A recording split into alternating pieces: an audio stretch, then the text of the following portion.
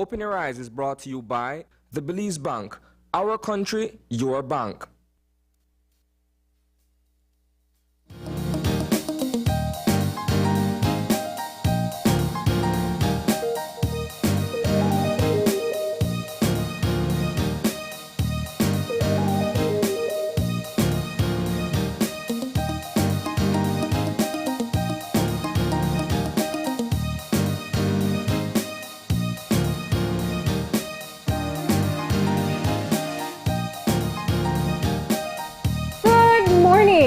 Welcome to Open Your Eyes. Start your morning right. I'm Marlene Cuellar. And I'm Gavin Courtney. And thank you for joining us this morning. Yep. It's a beautiful Thursday morning, almost the weekend, but not quite there yet. And there's, of course, a lot to talk about. No, Gavin, we have 2 more days before the weekend. I know, but still got to get through 2 work days. Yeah, but I still, my mind is already there. Yeah, well, you know, I wonder, I hope you don't have outdoor activities planned because we were told that there should be some showers and it's hot outside, but it does look a little gloomy. Oh yeah, for sure. And we are going to, of course, bring you our weather update in a few. But before then, we've got a lot to talk about. There's a lot going on in the news, which you probably have been following. One of the big stories that everybody has, of course, been paying attention to is the ongoing situation with Jasmine Hartin, who was, of course, charged for manslaughter for the killing of Superintendent Henry Jamot.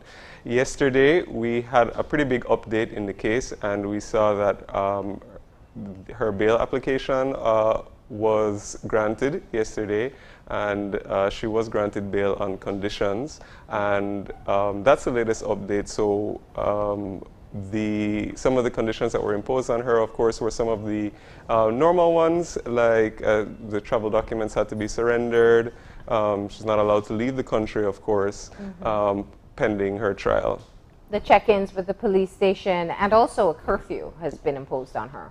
Yes, absolutely. Yeah. And of course, this has been one of the biggest stories that we have been following in recent times and has also garnered a lot of international press. Yeah. And so everybody has been following this story quite closely. Yeah. And of course, because of that, there's also a lot of buzz on social media and everything. Yeah. I was looking at some of that as well. Some people were still kind of surprised that she was granted bail.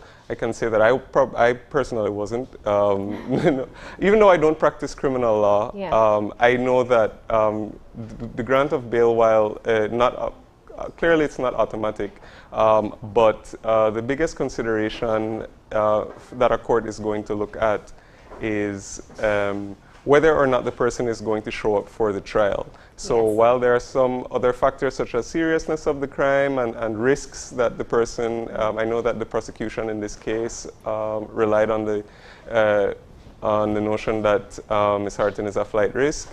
But generally speaking, that in and of itself is not enough to counterbalance the other considerations, and that's of course, and a lot of people don't know this, but you know, when we talk about the presumption of innocence and things that, you know, which says that you're innocent until proven guilty, yeah. What a court will always will look at is that, you know, when considering bail, you have to consider the fact that a person if a person is not granted bail, then they'll be, you know, locked up and they'll be on remand until their trial. Yeah. And what the court will consider is that, well, you're not at this stage, you're just charged. Yeah. You haven't been proven guilty, yeah. And of course the Constitution grants you right to freedom of movement and whatever. So why should we limit your constitutional rights, and why should we lock you up when you haven't been convicted of a crime? Yeah. So that's really the considerations that are present in a nutshell. And a key factor, and I know you can explain it further, is the charge itself. The charge itself is bailable, manslaughter by negligence. Typically, this is a charge we see when someone is someone has knocked down somebody. Very often suspected in drunk driving cases, but we don't always do the necessary tests. And we've seen many of those where the charge that is levied is manslaughter by negligence, in addition to the traffic offenses that would be laid on them as well. And we've seen it multiple cases like those. But that is really a big part of looking at how she was able to access bail. You know, I think that the key part here is that we see that there is a great divide within the country as to how people view the case. Naturally, Jasmine's connections in the country has led to it being a very high-profile case. The fact that she is the partner of Andrew Ashcroft, who is the son of Lord Michael Ashcroft, has garnered attention. And in fact, you know, most of the reports internationally, it's like a billionaire's daughter-in-law, and not so much looking at her itself. It's her connections that's made it so big. And so that has also led to quite a lot of the interest and feedback from the public. And I don't expect that will stop.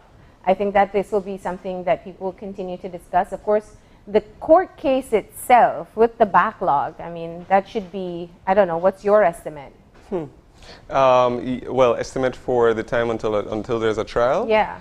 Well, as you know, that's difficult to estimate because we have a situation, you know, unfortunately, where, especially for serious crimes, which this one is not, obviously it's not a murder charge, so I don't expect that it's going to be a situation where you know, there are going to be years between now and the trial, even though it is possible, unfortunately. But I would say that just on our random estimate, I wouldn't expect the trial to take place until next year. Perhaps if it's at all, well, considering the backlog, especially considering how few criminal judges we do have sitting at the moment, probably next year is when we're going to be looking at that, if not late this year. They are looking for new judges right now, though, aren't they? So maybe, but we'll of course we'll keep on following it, and that is the latest update, a very critical update to a case that we've been covering for a little bit over a week. And so well, for 8 days she's been in detention. So I think that we will, of course, keep on updating you with any progress in this particular case. But there's also quite a bit else that's happening in the country. We're still looking at the COVID situation. Actually, we'll be touching on that just a bit today. And luckily, we're not seeing a large number of cases.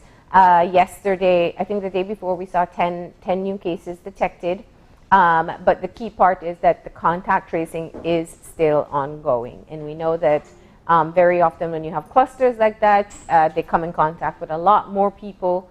But what has happened is that this has triggered an early closure for school. Early as in, I think for some schools it's maybe 2 weeks earlier, not that early. So I know that face-to-face classes will end on June 18th. And this is a really important thing to look at as we look forward to September. September is supposed to be when all schools reopen for face-to-face learning. Yes, absolutely. And we will, of course, keep giving you updates from the Ministry of Health and Wellness as they come along. But of course, it is this cluster that was recently identified in the Santa Cruz village in Stan Creek, which has been a major cause for concern recently, considering the numbers. And of course, as with any cluster of positive COVID cases, there is the potential for it to spread. And that's, of course, everybody's biggest concern, but luckily the contact tracing is still ongoing. They've been able to identify and isolate some cases, and that work by the ministry, of course, it will be ongoing. Yeah, so as we saw there were 7 newly detected cases, currently 122 active cases. Take a look there at that yellow number. I believe it's yellow from this perspective. 298 under investigation, so they're still being looked at in the contact tracing. You know, I think we shouldn't be surprised to see more COVID cases popping up within the next week and a half, especially since that cluster has been identified. Minister of Health, Michelle Shabat, has spoken of the cluster in Santa Cruz, in that vicinity.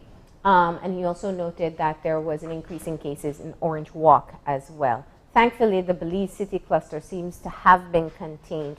But the message I think that is coming from all quarters, all medical health, all medical professionals, is that we are not in the clear yet. And this is a really critical reminder that we have to keep on following all those protocols, and we have to get vaccinated. Absolutely. All right. Well, that's a bit of what happened last night. Of course, you can look forward to updates on COVID situation, and of course, big news happening today at 6 p.m. in our newscast.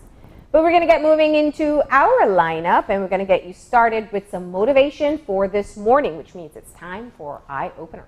And our Eye Opener, taken from dailyom.com, goes like this. Those in-between times that happen in our lives can be viewed as being rich with possibility for what is coming next. It could be argued that life is more about the time spent waiting for something to happen than it is about something happening. What this means is that the big events in our lives are preceded by many days and nights of dreaming, planning, organizing, and waiting. These in-between times are anything but uneventful.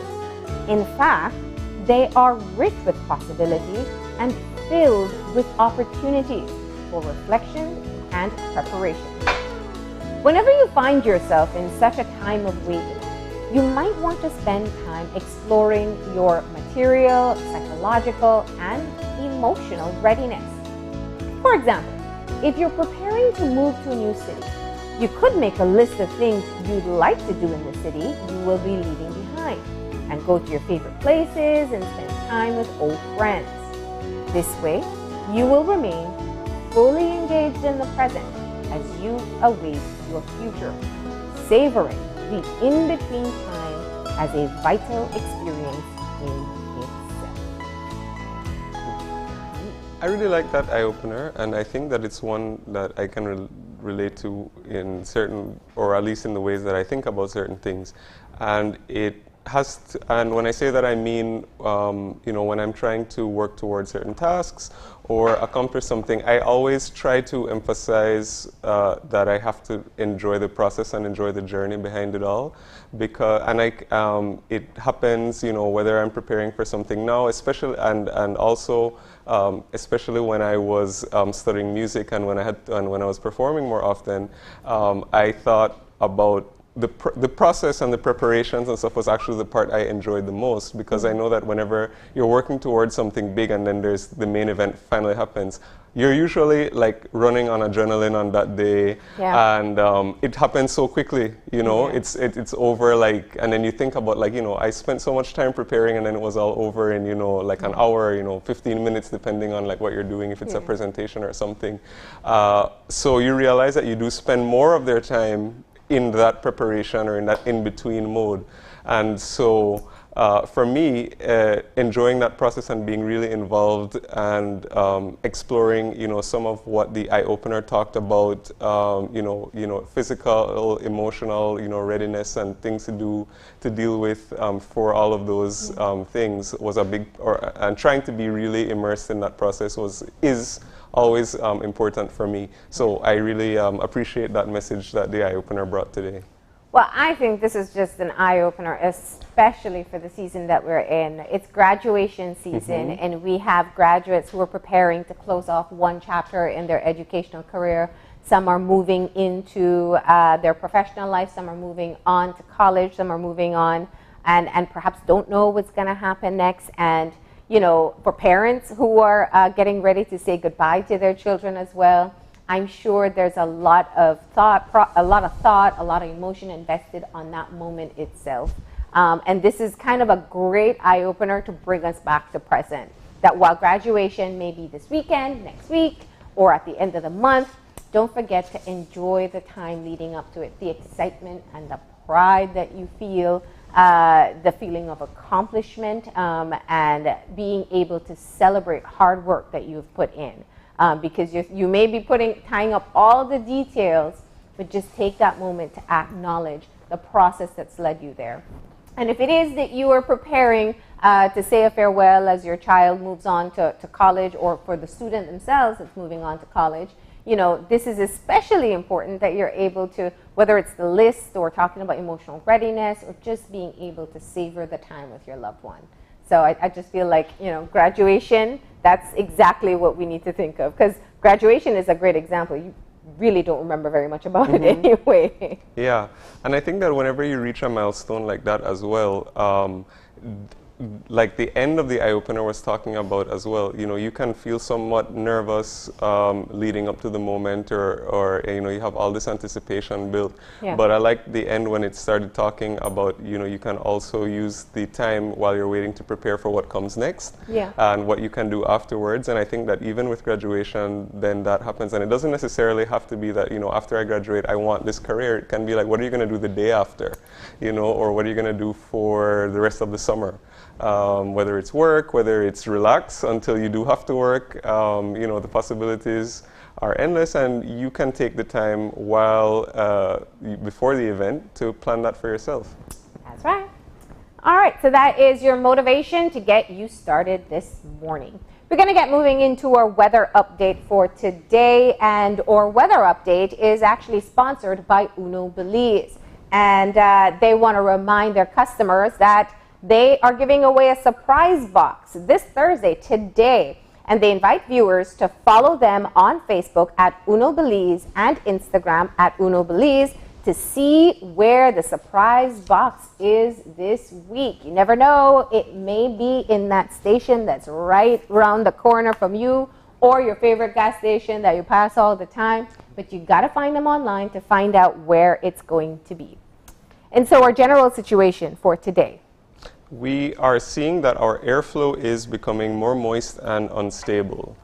The 24-hour forecast will be for sunny with some cloudy spells, along with a few showers and isolated thunderstorms developing over most areas, but more so over central and along coastal areas. Tonight, skies will be cloudy, along with some showers and a few thunderstorms developing mainly over southern areas. And our winds are blowing from east at 5 to 15 knots, and that will make for a choppy sea state. All right, our highs for today, we're going to be seeing 85 along the coast, 90 inland, and 80 in the hills. And for tonight, we are expecting low temperatures of 79 degrees along the coast, 72 inland, and 68 up in the hills. And the extended forecast for Friday and Friday night is for cloudy skies with outbreaks of showers and thunderstorms developing over most areas, but more so along the coast.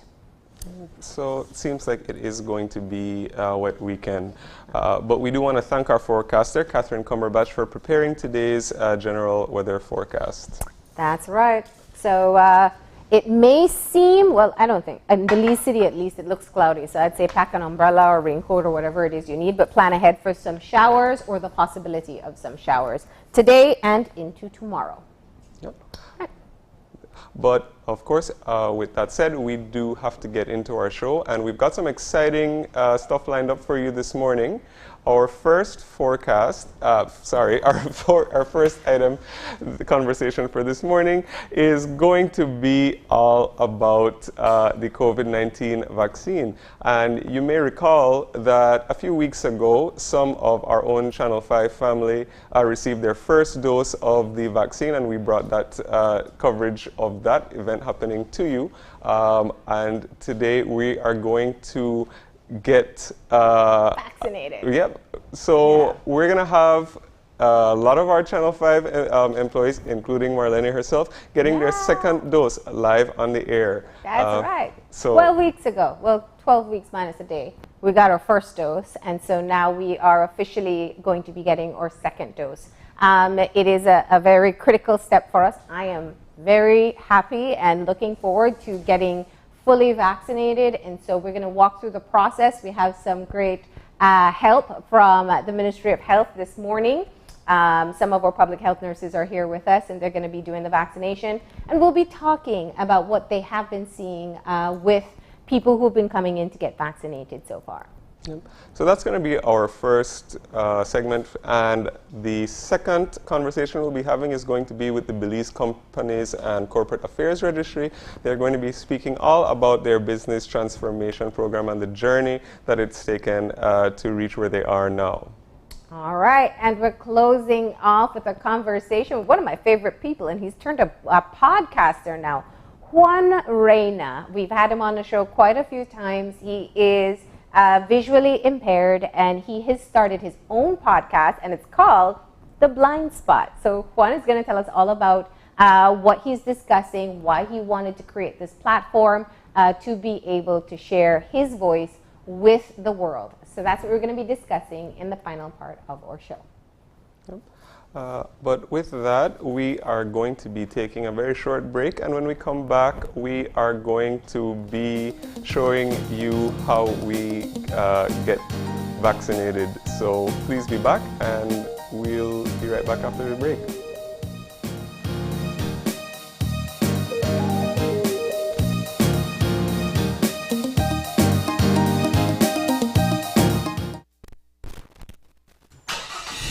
That's the sound of fuel efficiency. Every day, every time, I choose Una Fuels, powered with Dynamax. Una, a brand committed with the future. Good morning, sweetie. It's time for school. Are you a teacher or public sector employee who is thinking of owning your new home? Get the keys to your new home with Belize Bank's all-inclusive mortgage, the best financing option in Belize for your new home purchase or construction. Inclusive of all mortgage-related fees, no down payment, affordable terms, amazingly low interest rates. Visit our nearest branch to speak to one of our financial advisors to discuss how you can be one step closer to owning your new home. Some conditions apply. Es un hecho. Únicamente con Smart obtienes todo realmente ilimitado. Solo con Smart obtienes datos ilimitados en cualquier momento. Mientras que con el otro proveedor solo son datos dobles los fines de semana. Con datos ilimitados todos los días no hay necesidad de esperar, así que es un hecho que nuestros planes ilimitados superan a la competencia. Por lo tanto, no permita que le digan cómo y cuándo usar sus datos y obtenga llamadas, mensajes de texto y datos ilimitados. Vive la verdadera experiencia de planes ilimitados con Smart. Es un hecho. Haga el cambio y viva Smart.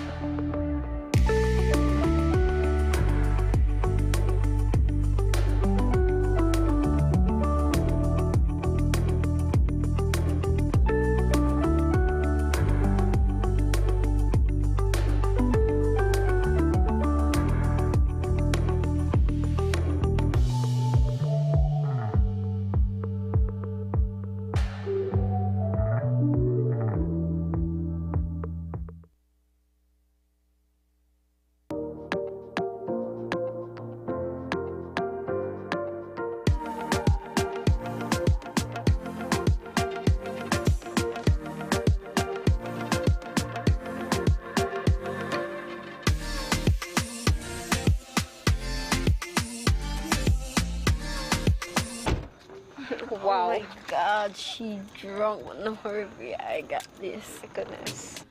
Oh my gosh, it's the Alice. Being the hardest. The hardest.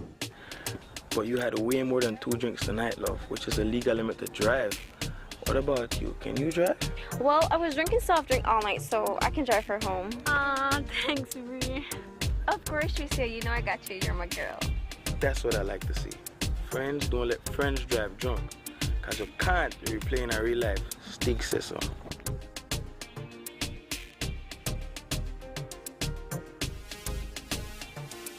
Can't replay in a real life.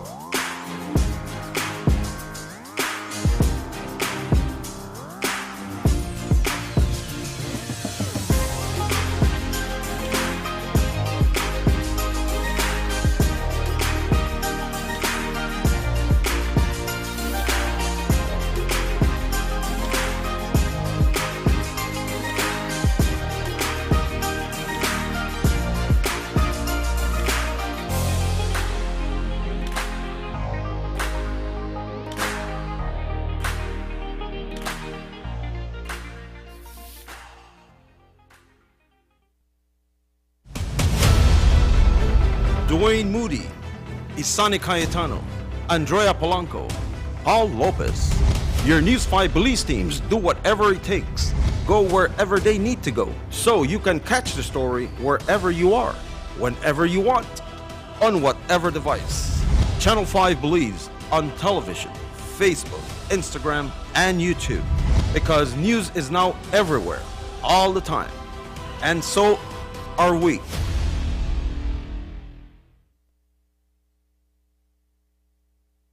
So class, let's review your homework. What are some of the things that we can do to make sure everyone has a clean and reliable supply of water? Sir, we should turn off the faucet when using soap to bathe, to wash our hands, and maybe even our cars. This will cut our water bills and save us a lot of water. My dad says we should keep the area around the water pipes close to our houses clean. Yes, sir. We should encourage our parents to pay their water bills so the entire village will always have clean water. Right, class. We should not forget to attend water board meetings and add our 2 cents. Make sure everyone has reliable, clean water. My mom says that 3 young people can volunteer to paint the public water pipe. So, how do we make sure we will always have reliable, clean water? Join the Clean Water Revolution. Get involved today and do your part to keep your water supply clean and reliable. The Department of Rural Development is working on achieving Goal 6 of the Sustainable Development Goals, which is to ensure access to water and sanitation for all.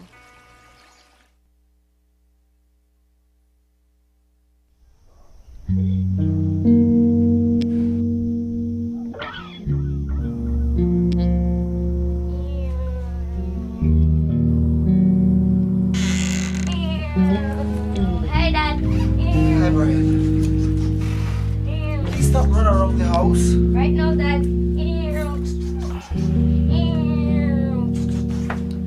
Damn it, Brian! I told you stop it! Can't you hear me? Are you deaf? Or you just being Time out. Your life is stressful, and it is easy to lose your patience. When you feel this is about to happen, take a time out. Harsh words are verbal violence and can be very harmful. They are not forgotten. Offering alternatives and communicating with your child is the best way to build real respect. I'm sorry, Brian. That just had a rough day at work. Can you do something quiet? Do you want a job? That's more like it.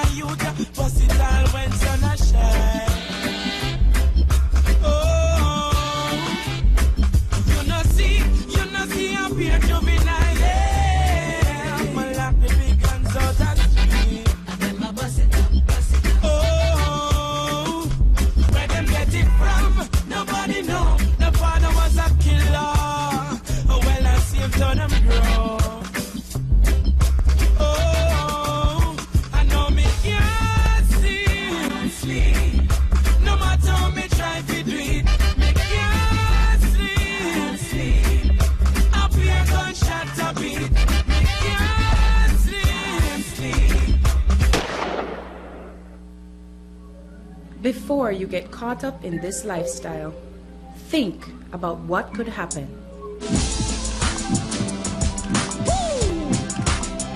You could end up in prison.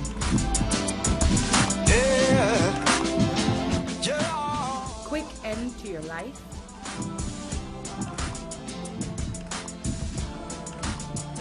Your family becomes a target. Have to protect the life where we live, so you know, so we have to think smart. Have to think smart. Have to protect the life where we live, so you have to watch your head back. Watch your head back. And you know want to nothing negative, got the past away you can't get back. You fit, you fit. Don't get caught up in the game. You are worth so much more. The Community Rehabilitation Department is here to support you and your family. Counseling, life skills, family support, educational assistance, linkages to other programs and services, all in an effort to support you as you choose a better life. So come in and visit the Community Rehabilitation Department. Come in, make we reason. It's not too late to start working towards a positive future.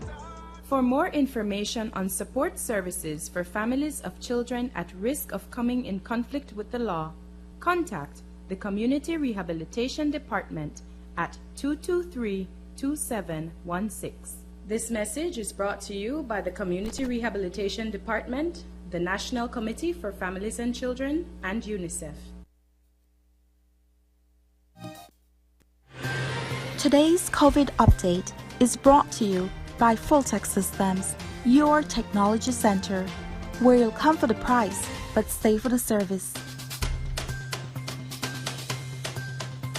And we're back. And if you're joining us right now, we're just getting our first segment for this morning started. And as we said before the break, we are going to be showing you how Channel 5 is going to have some of its own employees receive their second dose of the COVID-19 vaccine right here live on the air. And this is a follow-up to our news item, which we showed you a couple of weeks ago, when some of the team did receive their first dose, and now they'll be receiving their second dose. And here with us, we have an entire team of medical workers, and we're going to be talking a little bit about the vaccine as well as showing you how the doses will be administered. So we have with us this morning, we have Dr. Aleda Pot, who is a medical officer from the Central Health Region, and we also have Nurse Donaldine Lizama, who is a public health nurse from the Central Health Region with the Ministry of Health and Wellness. And Nurse Lizama, I believe you also have some other nurses with you. Would you like to introduce them for us? Yes, this morning we have Nurse Shamela Kelly and Nurse Stephanie Hushna, who will be administering the vaccine, giving the vaccine to your staff here. All right, and with us this morning, of course, we have Marlene, and some of the others from the Channel 5 team. We also have Dwayne Moody and Carla Huschners, and they are all going to be receiving their second dose. Are you guys excited? I'm ready. I am ready. I can't say the same about Dwayne, but yeah. Well, let me see the hands, nurses. Let's see if we have some gentle hands behind here. Yeah. But of course, as you know, the COVID-19 AstraZeneca vaccine does require 2 doses. And Dr. Pot, why don't we talk a little bit more about the vaccine, how it works, and why it's important to get both doses of the COVID-19 vaccine? Okay. For us here in Belize, we are administering both vaccines. We have AstraZeneca and the Sinopharm. Why it's important? Because it helps you to prevent you from getting any severe illness from COVID. It prevents you from ending up going to the hospital and going to ICU. You know, but it's very important you to put on your vaccine, because we want to minimize the spread of the COVID here in Belize also. Yes. And have you, at your respective workplaces, have you been seeing a lot of people coming in for the vaccines as well since the start of the administering of them in the country? Right now, it's very hard getting people to get vaccinated. Reason why we are going out into different businesses, schools, different places to go and administer the vaccine. We have different vaccination sites at Swift Hall, at Central Health Region, at the clinics. We're doing vaccination, but our numbers are still very low, right? And this is the reason why we are going out now into the community to see who needs the vaccines, trying to convince people to get the vaccine, and going into different businesses to get the vaccine done there at the business. But can I say something? Of course. Yes. We encourage the public to come in. As Dr. Pat mentioned, we have several vaccination sites in the city, and repeating them again, it's Central Health Region, Swift Hall, Cleopatra White, Matron Roberts. We have in the Key, Kikaka, San Pedro, Ladyville, and then we have mobiles to our rural areas as well. The sites are open from 8 to 3 p.m. And right now we are at phase 3, so 1 through phase 3, healthcare workers, those over 60, then we have those with special comorbidity, cancer, HIV, persons on dialysis. We have our teachers, our police, judiciary, National Assembly, BDF, Coast Guard, those with chronic conditions. We ask them to come out and get the vaccine. Also Red Cross, utility workers. Any of the vaccine sites. We have Matron Roberts that is open on Saturdays that also give the vaccine. Yes, that's absolutely important information. So if you are in the Belize district and you are interested, those are your vaccination sites. If you fall into one of those categories, please go out and get vaccinated. Now, as you know, healthcare workers were in phase 1 and among the first people to be eligible to receive the vaccine. Ladies, have you all received yours? Yes. Both doses? Both doses. Okay. And so today our team is going to be receiving the second dose, so they will be fully vaccinated. Why don't we talk a little bit about how you guys are feeling about getting the second dose? Marlene, do you want to start? Me, as I said earlier, for me, I was looking forward to getting the second vaccination. It's originally scheduled for tomorrow, but we were able to get everything coordinated for today.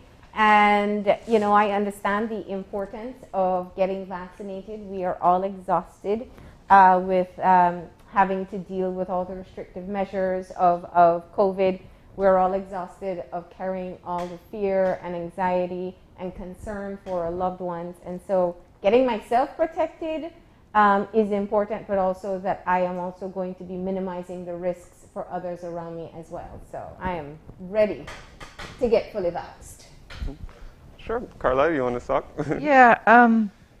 Well, I had always intended to get it anyway, but a friend of mine in Mexico had a very, very severe case, and I will never forget the night when we were basically up all night not sure if she was going to make it.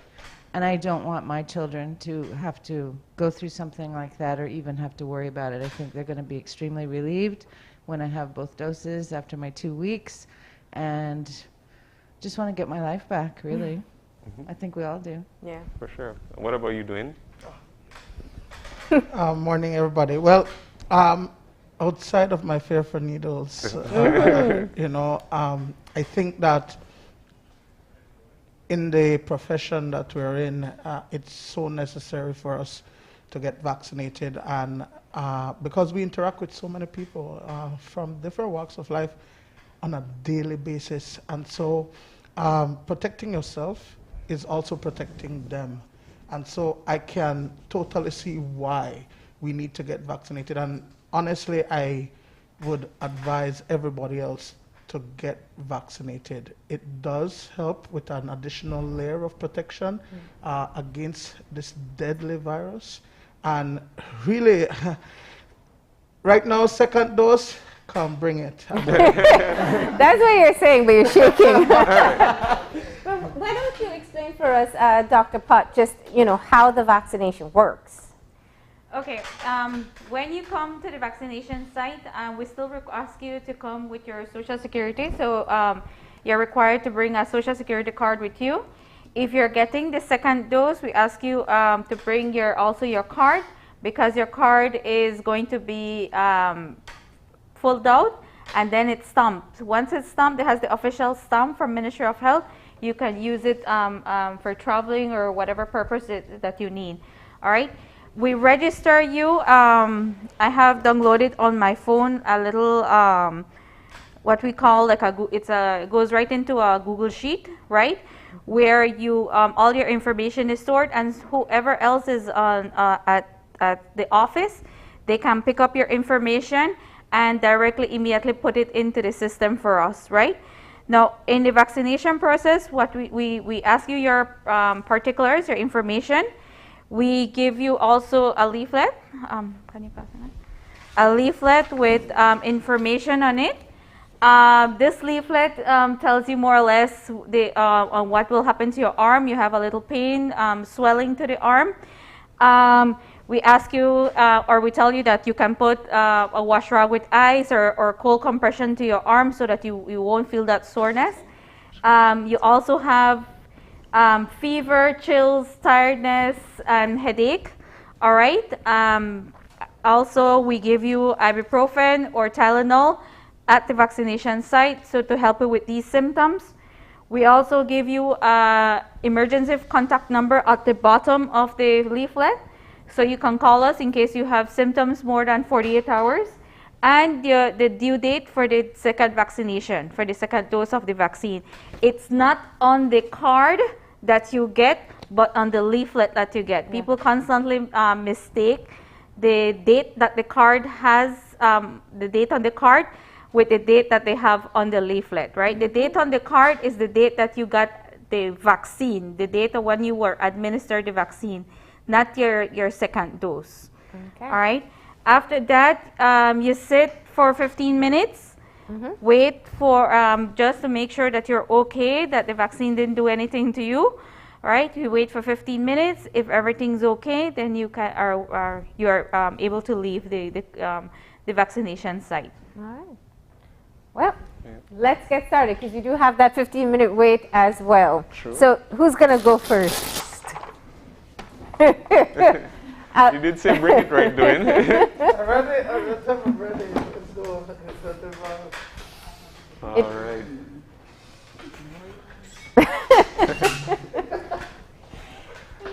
What do you do when people are scared of Yeah, needles? that's what was going to be. What do you do when people are scared of needles? Huh? We try to calm them down. We talk to them, try to distract them, ask them to, maybe if they're there with someone, don't look at the needle, look at the person that you're with. Okay. Deep breaths as well. Don't look at the needle. Okay, Dwayne is starting to hyperventilate. Do you want me to go first? Huh? Do you want me to go first? Okay. Okay, so we've got Marlene up All right. first. So, it's going to be on the arm that you don't write with, right? Okay, great. Yeah.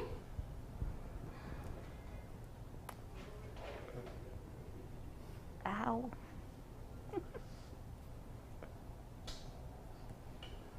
And that was it. And there you go.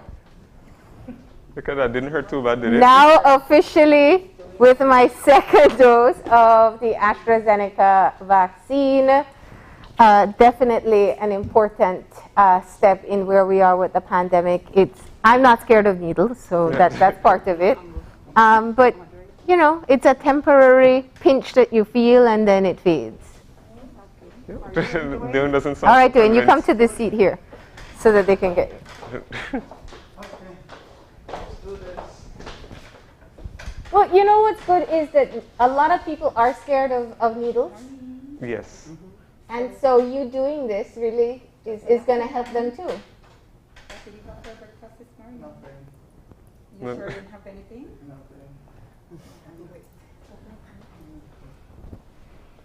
Yeah.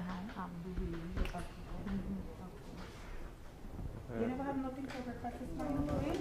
You sure you didn't have anything for breakfast? Positive. You're almost there, Dwayne. And there we go. You did it.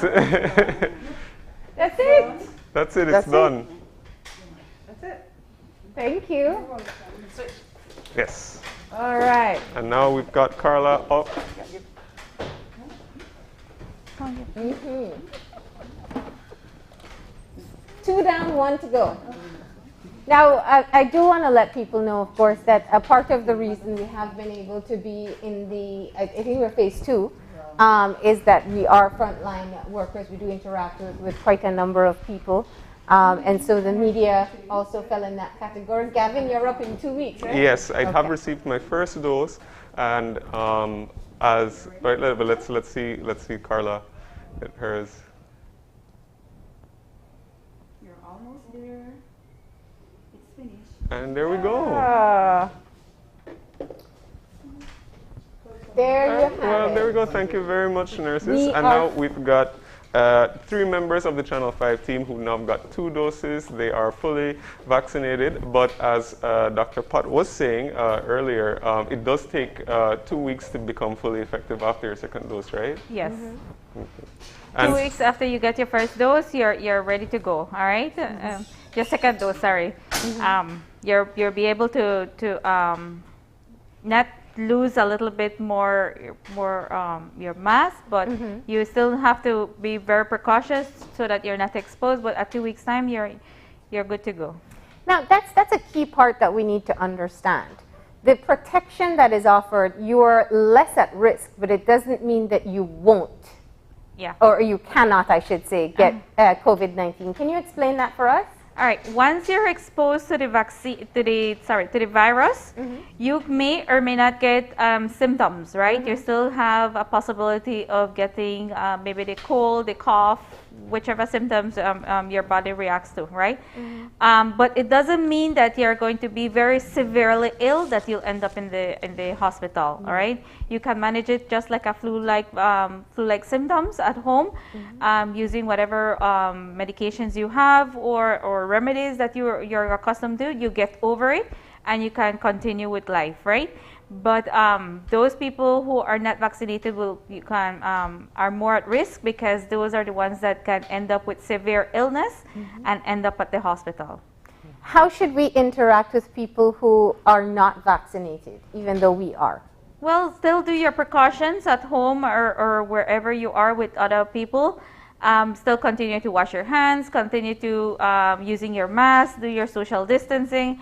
Until you guys can have enough people being vaccinated, then you can have your little herd immunity at home, you know. But as far as that, then you will still have to continue doing your precautions at home. Okay. Now, you know, ladies, having been on the front line since the beginning of the pandemic, I'm wondering what it feels like for you now to be at the point of where people are becoming fully vaccinated, you know, having seen all that you did last year and seeing what the public health system faced. What was that like for you, and what is it like to be at this point today? You can start, Nurse Lizama. Originally, being on the front line, all of us, we were concerned because it was a disease that we did not know much about. We used our PPEs when we went out to do our swabbing or surveillance. Compared to now, it's a little bit less frightening, but we are still aware that that there are a lot of people out there that are not vaccinated. We still have to be precautious. We still have to be using our masks and maintaining our social distance. Sure. Just in terms of, you know, we've been getting reports where people, when they get their first dose, they might not see any kind of symptom or side effect of the vaccine. But it is when they get their second dose that is when they're seeing. I have to ask. That is when they're seeing. Dwayne sounds a bit nervous. Some kind of effects. You know, the first bout they didn't see anything, they didn't feel anything, no changes. But that the second time around they would. Is that something that you guys have been getting? That people have been experiencing that? Actually, I think it's the reverse. What we have been hearing is that they had symptoms with the first dose, and with the second dose, the symptoms are very mild, or not experiencing any symptoms at all. But we do let them know that you can get symptoms with the first and with the second. Don't get alarmed. There are normal side effects. If it gets severe, then you just call the emergency number. And we have a little treatment pack that we usually get too, right? Yes, yes. Which includes? It's either the ibuprofen or the Tylenol that you get. Okay. And that would help if I get a fever or yes. a little bit of ache, whatever. Fever, headache, any sort of body aches that you might have. That's what you get. You either get the Tylenol or the flu pack, or the ibuprofen. What has it been like? Have people been coming back for their second shot? Yeah, in some of the clinics, yeah, they do. Right now, we are still trying to get people out to come and get their second doses also. Yeah. Tell us a bit about, you can hold it. Tell us a bit about what people are saying when they come in. Okay, sometimes some of them are still scary, you know, despite some will receive no side effects at their first vaccination. You know, we have elderly there that comes up to 99 years old that have no side effects, right? Some has received their first vaccines and just with a mild temperature, a little bit of chills. The second one, there is no concerns, no complaints, no symptoms at all. So we do have in the villages that the elderlies are getting it. They're not scared. You know, up to the other day I had one that was 100 years old and did receive the vaccination, the second dose with no side effects. How are they? Are they relieved when they're getting their vaccine? Excited? What do they say? They're excited. I'm vaccinated. They probably want to go home and hug their grandkids. And what they do in the villages, they encourage other people to come in to get their shots. Yeah. And on that note, earlier when we had just started the conversation, I think it was Dr. Pod who had said that, or it was Nurse Lizama who was saying that we're still seeing sort of slow numbers and trickling. And so I'm wondering if you've had any conversations with people, and you've heard, some of the reasons why people are scared, and what do you respond to those? They're more scared of the side effects. So I usually tell them, having a side effect is not bad, because you know that your body is building up antibodies, right? You're gearing up toward that immunity. So if you don't have antibodies, then you should be concerned. And Nurse Lizama told me, she's like, well, we didn't get side effects on our second dose, or we should be concerned, right? So I told her probably our antibodies already are there up high, so that we didn't have any side effects on our second dose. You asked quite a few questions before we actually get the vaccination. Why is that information important? It is important because at the end of the day, we have to hand in a report. So those reports, we have to put it in different categories, which phase they're in. Okay. So that's the reason why we ask those questions. How do you feel as frontline workers when you know that people who are high risk are too scared to get the vaccination due to misinformation? Well, that's the reason why when we go out there, we're doing health education also. We just don't go do vaccination at different places. We do health education, right? It's a team of us that go out to the different places to give not only the vaccine, but we start off first with our health education. We ask if there's any questions, concerns, difficulties, anything. We try to answer them as best possible. And then we look into see how many people we have for vaccination, and we try to convince those who are not getting vaccinated at that point to convince them to get the vaccine. We have gotten, when we go out, we do get across to people. We try to convince them as much as possible so that they can be vaccinated. What are some of the questions that they need answered?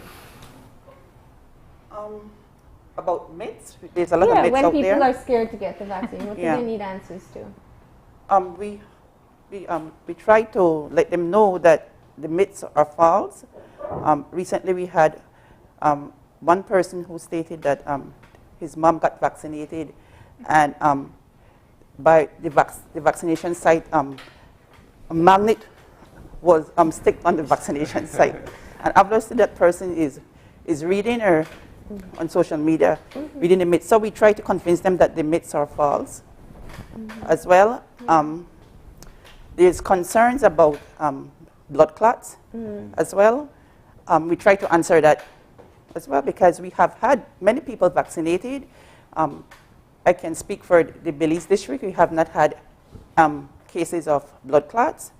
We let them know that has not been proven as yet. The vaccine is safe to use. The benefit outweigh the risk as well. So those are concerns. The age range as well.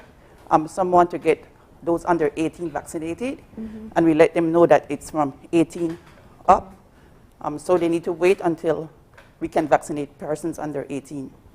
And even though we have the different phases of eligibility, but those also include a big or diverse age range. Are you seeing differences in terms of who's more willing by particular age groups? Are the younger persons or maybe older persons are more willing to get the vaccine? Which, in your experience, what have you observed? We are observing that the elderly are not coming out.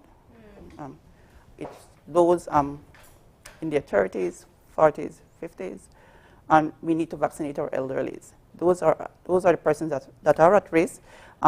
Also, persons with comorbidity, they need to get vaccinated as well, because they are very high risk. These are the persons that end up in ICU and on ventilators. Why do you think the elderly aren't coming out? Is it sometimes too that they don't have access to come out of their house? Well, that's the thing. We're there. Some people called us so that we can go to to different homes to go get the elderly vaccinated. We have had several home visits that we have done in order to get some of the elders being vaccinated. if at any point in time there is an elderly that can come to our vaccination site, the nurse usually facilitate them by coming out and going into the vehicle, get the person vaccinated so that they can take back the elders also out back home, you know. So we try to be flexible, as much flexible as possible, so that the elderly can be vaccinated. So you can call and say, you know, I have an elderly person at home, can you come to me instead? Yes, yes. Oh, that's good. Yeah. That's good. And I'm sure that a lot of people who are watching are probably maybe not have known about that. Yeah. So which leads me, so if somebody wants information or needs that service, or they just need some questions answered about the vaccine or how they can get vaccinated, what are the best ways to contact the ministry or you know, their nearest healthcare provider in order to get information or to get vaccinated? Well, here in Belize at Central Health Region, we have this hotline, which is the 613-0787, the one that we put on the flyers. They can call us there and to ask us any questions or if they have any concerns or anything. We're there ready to answer any questions. Myself, I have gotten different questions and I've been able to answer anything that the public has been concerned of. No?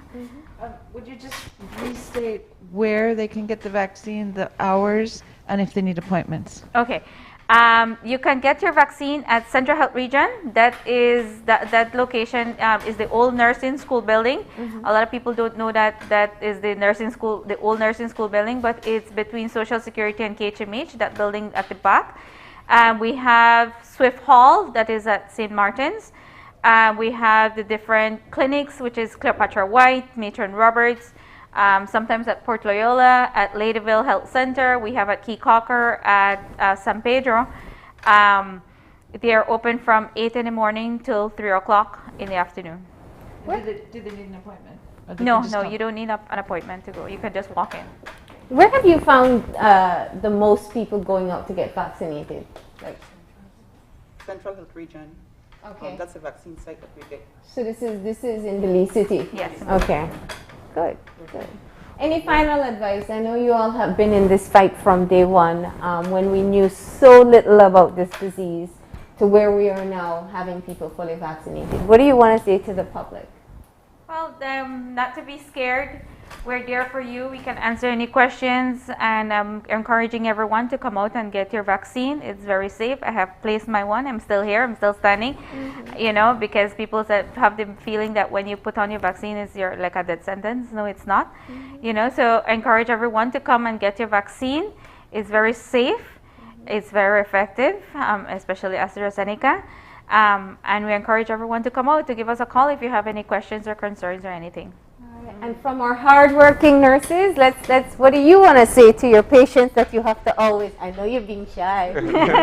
I know you're being shy. Just, you work with your patients all the time. What do you want to say to them? Please come out and get your vaccine. It's very important for you guys to vaccinate it. I want to say the ones that has come out, thank you, and continue to encourage others to come in to get their vaccination. I want to say the same thing to our elderlies to come out, to our teachers and police officers. They need to come out and get vaccinated. And we need to bring this pandemic to an end, and the only way we can do that is to get vaccinated. The vaccination prevents the spread of COVID, and people voice that they want to get rid of the mask, but the only way we can is to get vaccinated. All right, so we hope that message is heard loud and clear. But of course, ladies, we want to thank you. 15 minutes is up, right? Yes. We survived Yes. I feel fine, perfectly fine. Dwayne, how are you doing? I'm good. Yeah, here we go.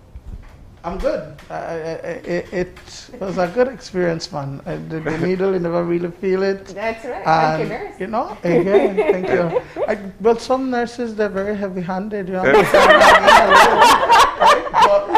I'm talking the truth, you know. But yeah, you know, they treat me with love, and you know, I'm vaccinated, fully vaccinated.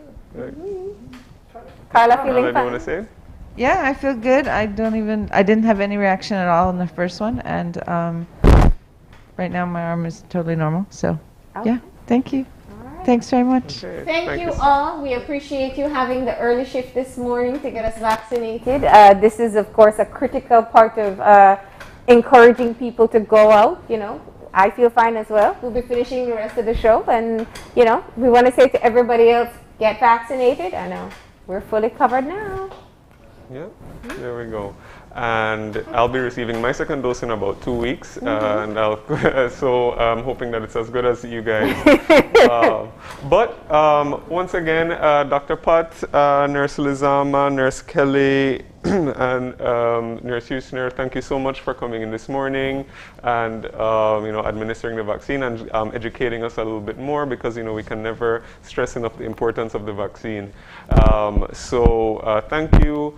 And of course, thanks to our team at Channel 5 too for coming out, coming on air and doing it live for all of our viewers, and also helping to encourage people to get vaccinated. So with that, we are going to be taking a very short break, and when we come back, we are going to be talking to the Companies and Corporate Affairs Registry. So please stay tuned.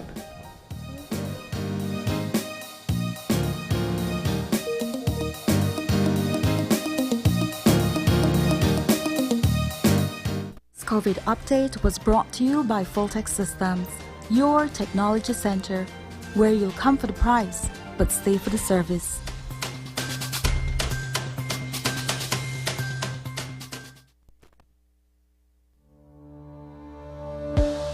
Working off-site doesn't mean you have to be off your game. Studies have shown that simply adding a keyboard and mouse to your laptop increases productivity by 26%. Add a monitor, and you'll be 35% more productive. At Fulltech Systems, we have what you need to enhance your remote work or e-learning experience. With devices such as headsets, video conferencing monitors, webcams, keyboards, mice, docking stations, all with the brands you trust. Keep connected with collaboration tools like Microsoft 365 Suite and Kaspersky, and perform efficiently no matter where you are. Fulltech Systems, your technology center, where you'll come for the price, but stay for the service.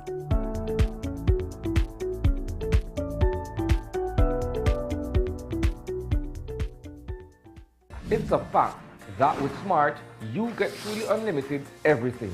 Only with Smart, you get unlimited data anytime, while with the other guy, it's only double data on weekends. With unlimited data every day with Smart, there's no need to wait. So, it's a fact that our unlimited plans beat the competition. Stop being measured and told when to use your data and get unlimited talk, text, and data. Experience the true unlimited plans with Smart. That's a fact. Make the switch and live smart. With the touch of a finger, we can easily unlock our phones and securely gain access to our data. This technology is called biometrics, and the Social Security Board is introducing fingerprint recognition to make transactions and handling of your sensitive data secure, fast, accurate, and convenient. Is your identity safe?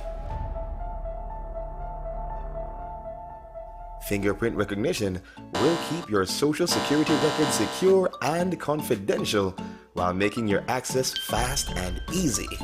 It protects your identity. Is your name a common one?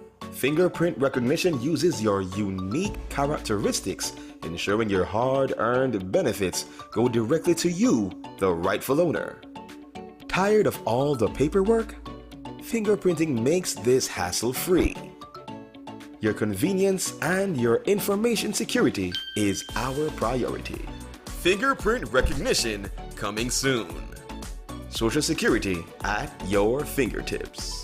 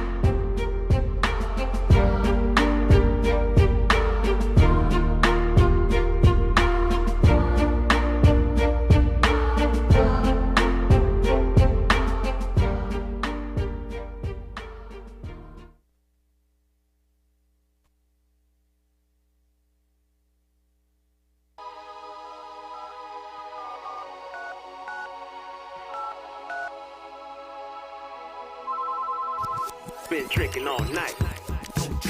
Feeling so high. Better not drive. Won't even try. Been drinking all night. Feeling so high. Better not drive. Ain't gonna try. Been drinking all night. Feeling so high. Better not drive. Ain't gonna try. If you're drinking and driving, I'm not going with ya. If you're drinking and driving, I'm not going with ya. People die every day, I'm not going with ya. I'ma find my own way, I'm not going with ya. It's okay, I'll wait. Even good people make mistakes. I don't wanna realize when it's too late. Drinking and driving is never safe. If you're drinking and driving, I'm not going with ya. If you're drinking and driving, I'm not going with ya. Been drinking all night, feeling so high. Better not drive, ain't gonna try. Been drinking all night, feeling so high. Better not drive, ain't gonna try.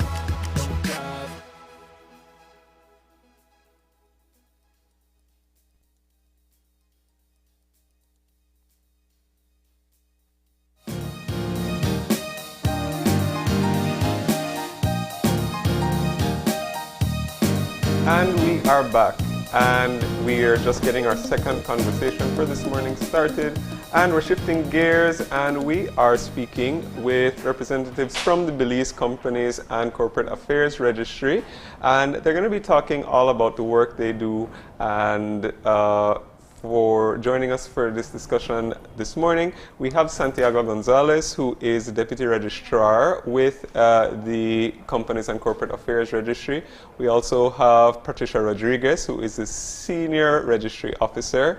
And we also have Yuri Alpuche, who is a consultant from the registry. Good morning, everybody. Good morning. Good morning. Thank you so much for joining us. We definitely appreciate your office coming in and talking to the public a little bit about the work that you do. So why don't we start with Santiago, and you can tell us or give us a brief introduction to the Companies and Corporate Affairs Registry, and what are some of the responsibilities of the registry.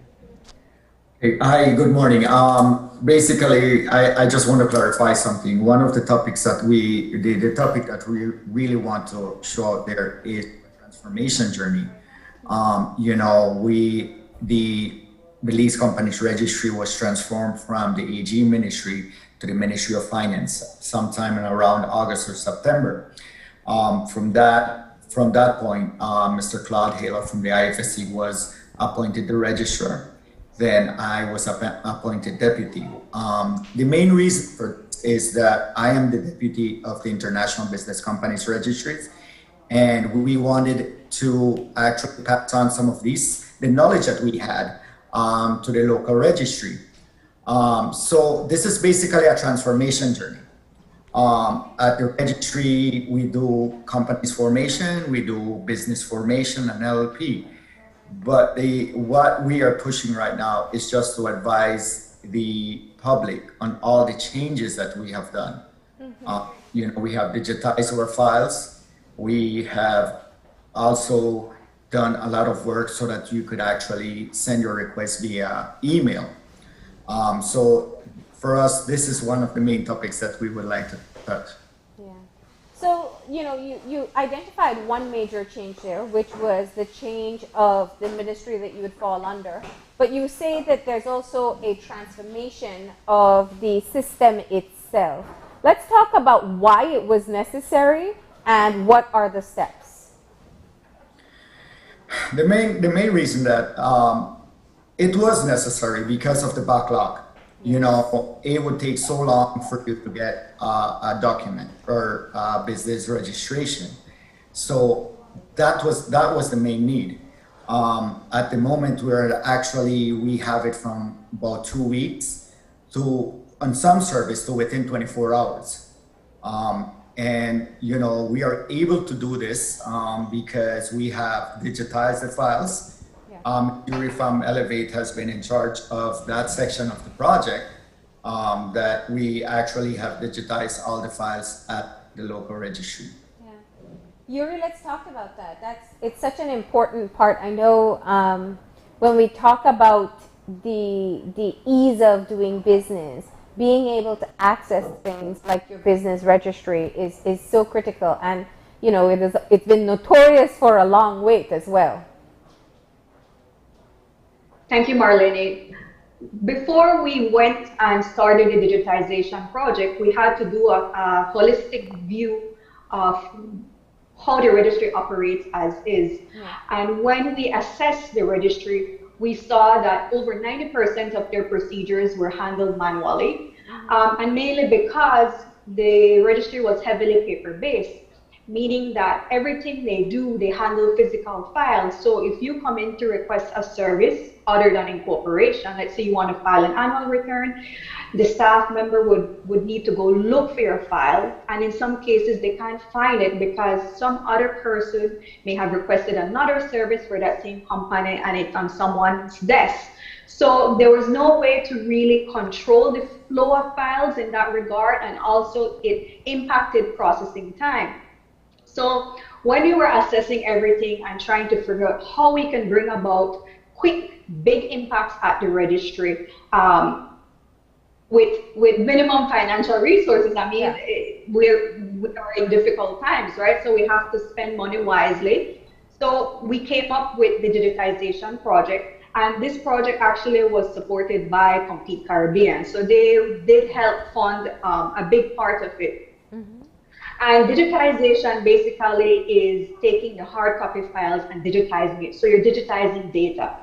In this case, we were digitizing the registry's 250 files, and that incorporated over 18,000 files. And we not only digitize them, but we put them in a system called DocuWare that allows the staff to easily pull up files based on a company number, based on a company name, or based on the shareholders. So all these fields were predefined before we went in to digitize the file. So that was an important step to take our time with and plan out before we implemented the project. Today, the staff works with digital files on a daily basis. So now their processing time for a service reduced from 7 to 10 days to now 3 days, and in some cases 24 hours, just depending on the type of service that you're requesting. And that you know, covers some of the existing files, but what about new registrations? So procedures have been set to now, this is the way they work. They no longer handle physical files. The public is still bringing in physical files, but the procedure is to scan and put that into the system immediately. And are there other new features to your digitization? Such, I know that one of the other changes has been to the website as well. Yes. Yes. Good morning. Yeah, that is one of the digital tools that has been implemented to assist us with this transformation journey. It entails all of our checklist for the different services that we offer, the business name, companies, LLPs. You can see all the requirements there. It has all our forms for the business name. We even recently implemented a name search engine on the website, wherein you can actually conduct your name availability before you hand in your application. And it's really user-friendly. We've also started this Go Online to Beat the Line campaign, which we're pushing for you to file this emails using the email services. And our turnaround time, we are trying our very best to cut down the time in certain services for within 24 hours. Yeah. Tell us more about this Beat the Line campaign. Who are you asking to use the online services? The public at large. Okay. So anyone can use the online access to be able to Yes. get, okay. Is it easy to maneuver if I don't know too much about working online?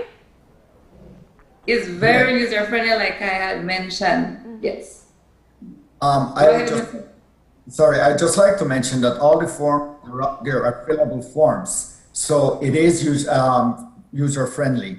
And you're right, we're advising all the public, instead of catching a bus or paying someone to go all the way to Belmopan to do your stuff, you could actually do it from home or your office. If you have any requests on a Saturday, Sunday, you could actually submit this request, and first thing Monday morning, we will answer you. We will, if everything is right, we would give you your procedures, to deposit this amount at our Atlantic Bank account. From there, it is very easy to do. So the online system has been set up, and as we're seeing there, you have the complementary systems to be able to make your payments online. What are some of the other things in the pipeline? So the vision is to transform the registry into a fully digital registry. Okay. And digitizing the files and improving services and improving access to information via the website is a key and foundational step to get there. And of course, this goes hand in hand with training and upskilling the staff, so teaching them how to work differently. And they have been adopting and embracing all of that and been doing quite well. It also entails teaching the public how to use this service. So the public is learning how to fill in the forms on their own. And we uploaded videos and we uploaded sample forms. We are aware that there are people that may not have access to the internet or a computer or struggle with following, the requirements that are listed on the website. So another thing is to partner with the local municipalities perhaps and see how they can play a role in helping their people in their municipalities to access the services from their office. So all of these things are things that don't cost a lot, can be implemented quite quickly, and has a big impact on the ground. So that is where we are right now in the journey. And we will continuously work our way towards becoming fully digital, meaning having a fully automated system for internal services and external services. So that is the journey that we are on. And have you seen a lot of people who have wanted to take advantage of the newer systems, and have you received any feedback? Of course. So in any change, it's important to measure the benefits. So are you truly achieving any benefits, or are you truly delivering value? And what we did from the very beginning, we issued surveys to the public to ask them, how has it been? How long does it take for you to receive a response or your documents back? And in November 2020, when we initially issued that survey, about 30% said they accessed the services of the registry via email. When we surveyed that group again in March 2021, over 70% said that now they access the services via email. So it means a few things. It means that, well, one, more people are now aware. Two, more people are trusting and are happy with the service. And that the registry is truly delivering value through this service. So let's talk about how it has changed the day-to-day work that you're doing there at the office. Pat? Yeah. Well, for one thing, the email service, I must say at the very beginning, like Ms. Yuri had mentioned, that we were really heavily paper-based, and with digitizing these files, it has assisted us immensely with dealing with the public. There's no need for us to be getting those files anymore. Hence, the public, they don't need to be waiting long in front of us to be checking their files. And I need to mention here that one of the other digital tools that we've implemented is the digital kiosk which the persons, they can actually make appointments with us to come in and view our files using a computer, actually viewing it digitally. Yes, that is one of the tools that we've implemented. You can do that here in Belmopan, at our office here in Belmopan and in Belize City. So big improvements. Yeah, definitely. It'll make the process a lot easier for people. Santiago, looking at the overall transformation, and of course, I guess these are the first steps. Talk to us about how this will improve overall, just the work of the registry itself, and of course, how it benefits the users as well. Well, yes, Marlene. Like I said, this is just the first step in our journey, and the way I see it, this is definitely for the whole country, for the ease of doing business. Imagine, I can give you an example. Someone from Corozal wants to register a business name or a company. They could actually just email it to us, all the documentation. Once payment has been made, they will be contacted and said your document is ready. Would you like to pick it up in Belmopan or in Belize City? So you could see these simple steps, it's cutting down the turnaround time. So I can see that we are playing a very important role uh, with the ease of doing business and with the recovery of the country because, as you're aware, we're the first step. Yes, of course. And nobody likes dealing with turnaround times. But my question is, how do you ensure that you're doing due diligence, especially when it's an online system? What's the check and balances in place? Well, yes. This is it's basically what we did. It's the same procedure that when you walk in, it's the same procedure as online. One of the things that we request is a cover letter. Okay. Basically, from whatever form that you're working for, we need that a signed cover letter. All the documents must be signed, and all the same documentation that we request from you when you walk in. It's the same request with your IDs. Okay. And then, you have access to other systems to cross-check these things as well. Well, we actually cross-check if we have any documentation from you. We do a cross-check. What I just want to mention that when we're saying the digitize of files, I think you pointed on that. It's a system, DocuWare. Yet it is not a registry system. This is just for the files. It's not something that this is where we're gonna, this is where we're gonna go. We will get a registry system, a fully online registry system. Some of these things will be able that we will be able to contact maybe Social Security, BTS. This is what we're thinking. Then this is our goal. To have an integrated platform that's what I was asking. Yes. Okay. Yes. Okay. And have there been any challenges that you've had so far in implementing some of these new measures? Yes. Like in everything else, when you're implementing thing, one of the first challenges when I got there, it was actually the buy-in from the staff. And even personally, I had to take a step back since, the registry in Belize City has been doing this in 2007. We're fully digital from 2014. So one of the most important things was to get the buy-in from the staff. And, I can say that they have been very good. They are fully on board. And now what we need to do is actually get the buy-in from the public. Yeah. So that's part of the main challenges that we have had.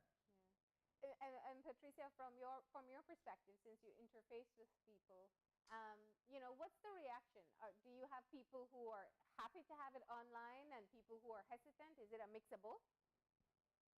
I would honestly say it's a mix of both. Okay. But again, it's because, they are used to accessing our services a certain kind of way, and when we're implementing something new, there's always people that will hesitate. Yeah. But once we've explained to them the benefits of using this online thing, one of the main benefits is the cost. People have to travel to our office, and by filing online, you no longer have to incorporate that traveling fee or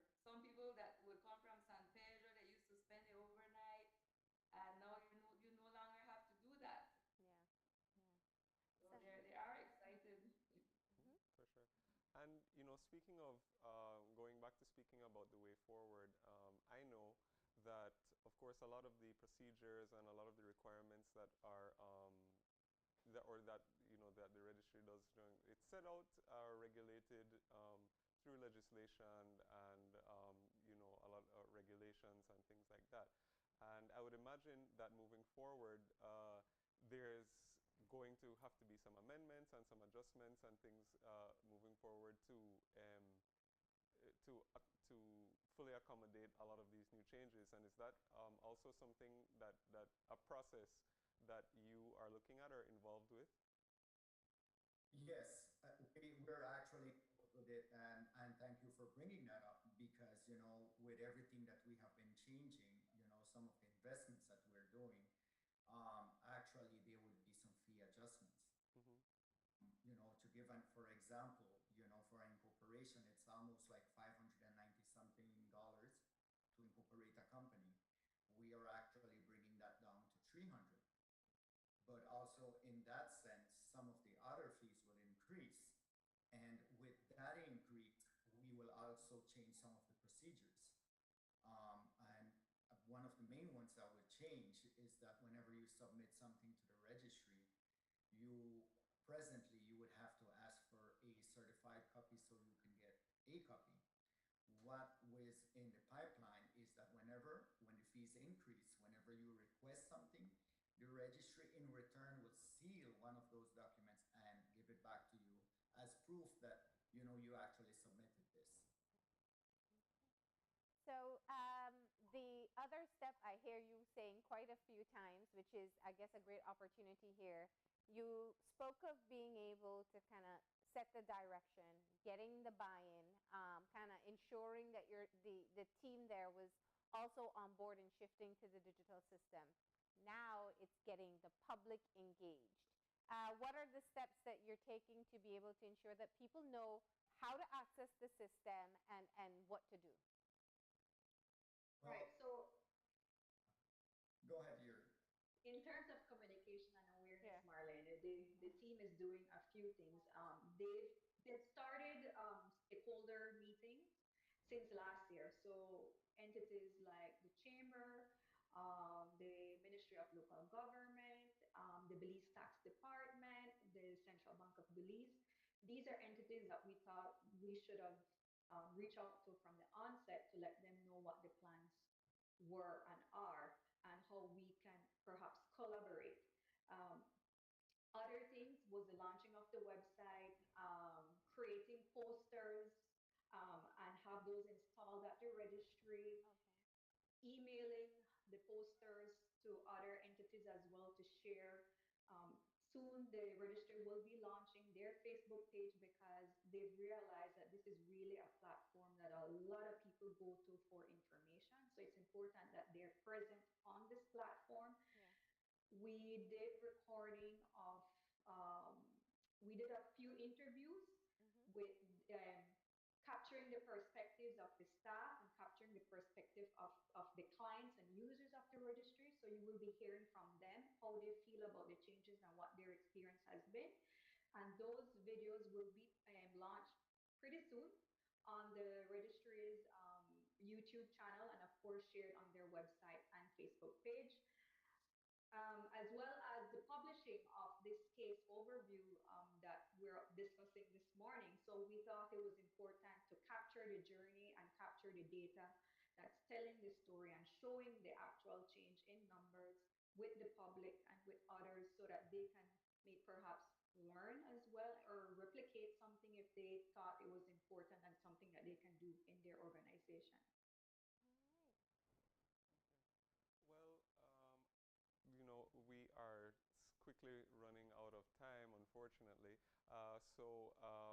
Would perhaps Santiago, if there are any final messages that you'd like to leave with the public before we do close?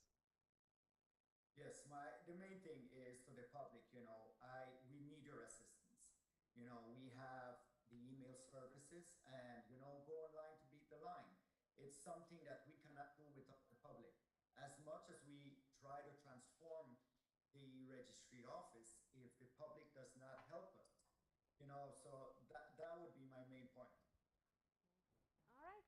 Well, I think anytime we talk about ease of access, that's always especially if you are shortening the delay time or turnaround time for important processes, we're moving in the right direction.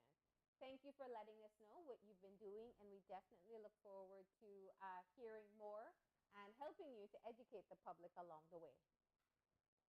Thank you so much. Thank you. All Thank right. you so much. Okay. And with that, we're going to go ahead and take a break. When we come back, we'll be talking to the newest podcaster in town. He's a familiar face to us, and he's going to be telling us all about his podcast called The Blind Spot. Please stay tuned.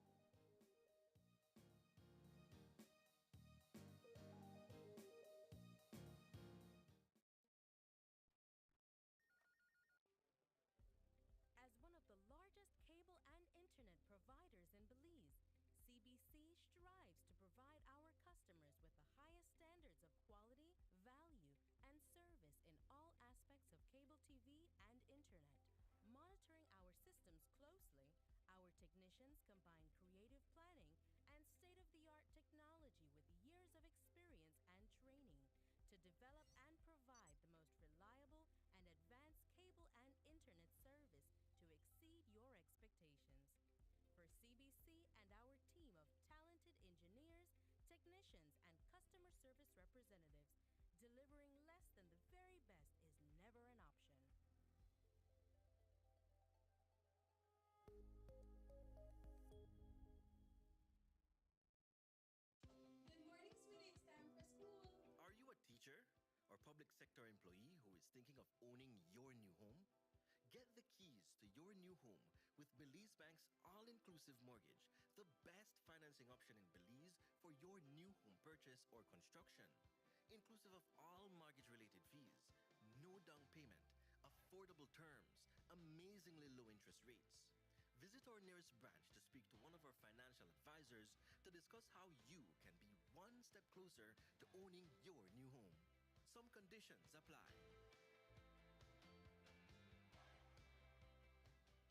Es un hecho.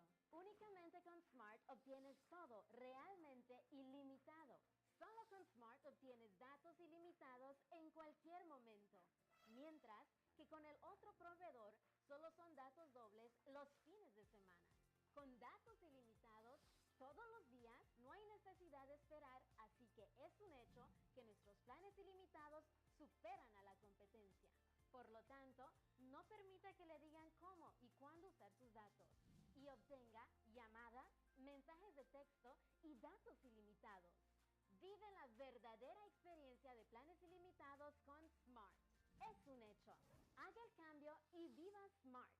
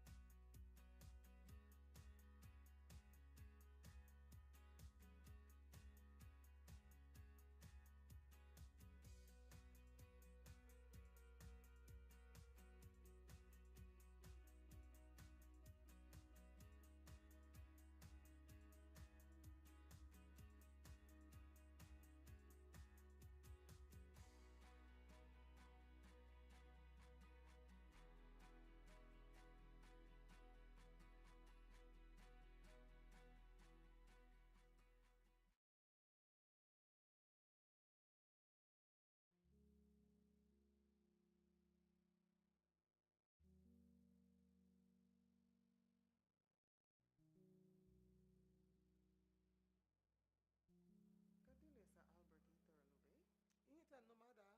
Naba santi golida ligaburi. Asa talida la escuela abro hatia. Afiat na lo ni la mege do. Time out. Weri hali anigi beli habusa rogrigi ya wena mohaya hagamro duniwa irahia. Baro badan. Ayano haba hama bisanigu. Demele badugunile, bide haba, ilida leredoroniwa, hagamerdoniwa irahim.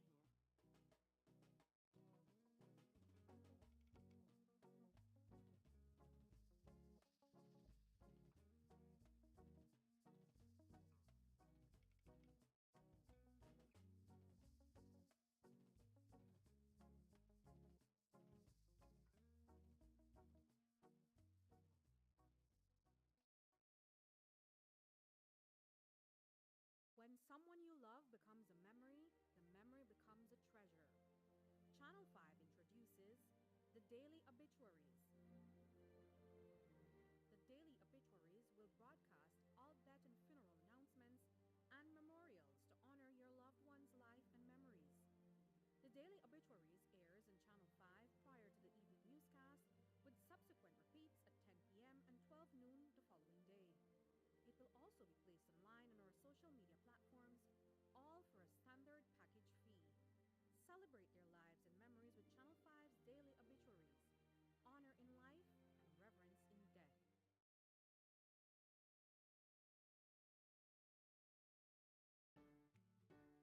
Brianna, what do you want to be when you grow up?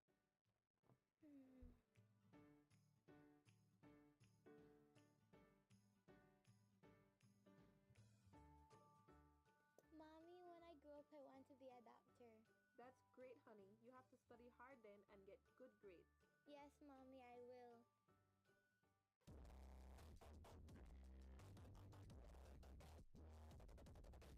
Mommy, why do the neighbors have to play the music so loud?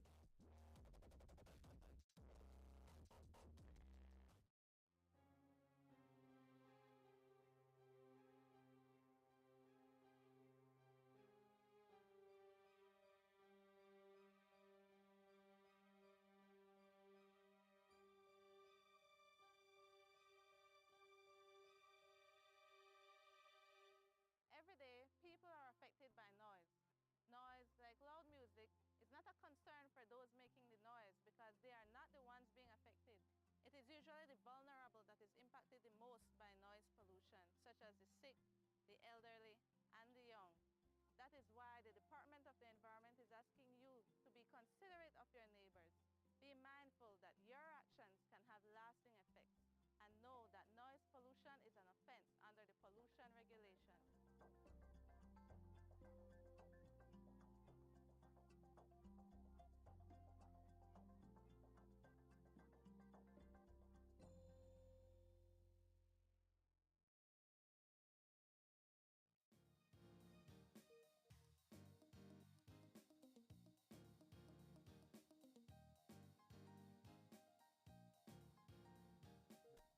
And we are back. And if you're joining us right now, we're getting our third conversation started for this morning. And we are talking all about a great new podcast called The Blind Spot.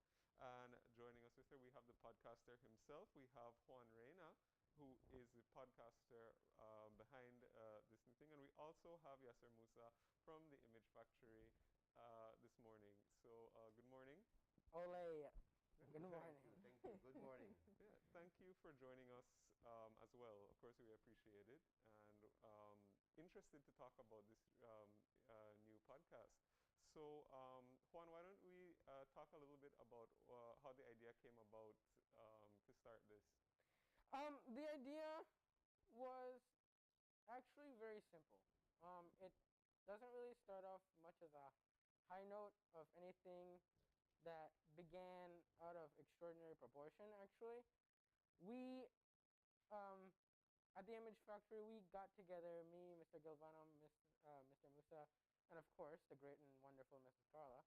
And we got together and we started thinking about what could we do with a podcast.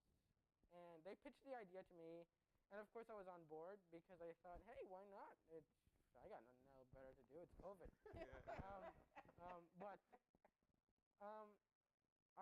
I accepted the idea, and from there on we started practicing the great and powerful spitball theory. And this is when we would bounce ideas off of each other, and we would work with in the range of our content, and we would see what the show was going to be about. So in practice, the show was meant to be something very tiny, but I'm glad it grew the way it did. So when you agreed to do this podcast, what was the first thought that came into your mind? I'm going to do a podcast. I want to talk about. Well, okay. So the first thing was initially I thought a podcast. It would be a little bit different than how I would work, especially because I would be testing the great, powerful English skills that I have. So, with the podcast, I initially thought, well, I would love to work on a podcast that talks about the underrated stuff, you know? There's so much in the world that's underrated, and I think that we need more of that because there's a lot of things in the world that don't get the amount of love and respect they should. Like old computers, old historical artifacts, old anything. Old people that should get recognition. So I think with the podcast, I try to address that, of course, with the help of the Image Factory. I always try to address what parts of history we're missing, what parts we're lacking, and bring those forward to people so that they know that that actual people are behind these historical things, so they can be preserved, so we can have something to look forward later in the future. Now, naturally, I think when Yasser put out the announcement that you were going to be doing a podcast, the first assumption was he's going to share his perspective as a blind person in this world. Did you ever think of going with that particular angle exclusively, or you wanted to be broader than that? Well, see, it all started based on the name, okay? So the name itself gives it away, but not really. So with the name, The Blind Spot, we eventually got together and pitched the idea forward. It was supposed to be a lot of other names before, oh boy. But we eventually settled on The Blind Spot. And initially, when we started it, we didn't want it to be about, necessarily me being blind. Because that's, let's face it, for me, I'm getting tired of the blind tropes, I don't know about you all, but well, you have a unique perspective on that one. Yes. So, the show and its name. With the show and its name, we thought of it, and it was not because of my vision status. Yeah. It was because when you're blind to something, it means you don't know about it. So that means that The Blind Spot is just like this 10-minute podcast where we talk about underrated things that you're unaware of, and we want to bring them forward so you have an idea of what's actually kicking in the world around you and what you should be, paying attention to more. Culture, plants, world, people, Right. And, I guess before we talk about how you choose your topics, Yasser, what is it like for you to collaborate with Juan on a project like this?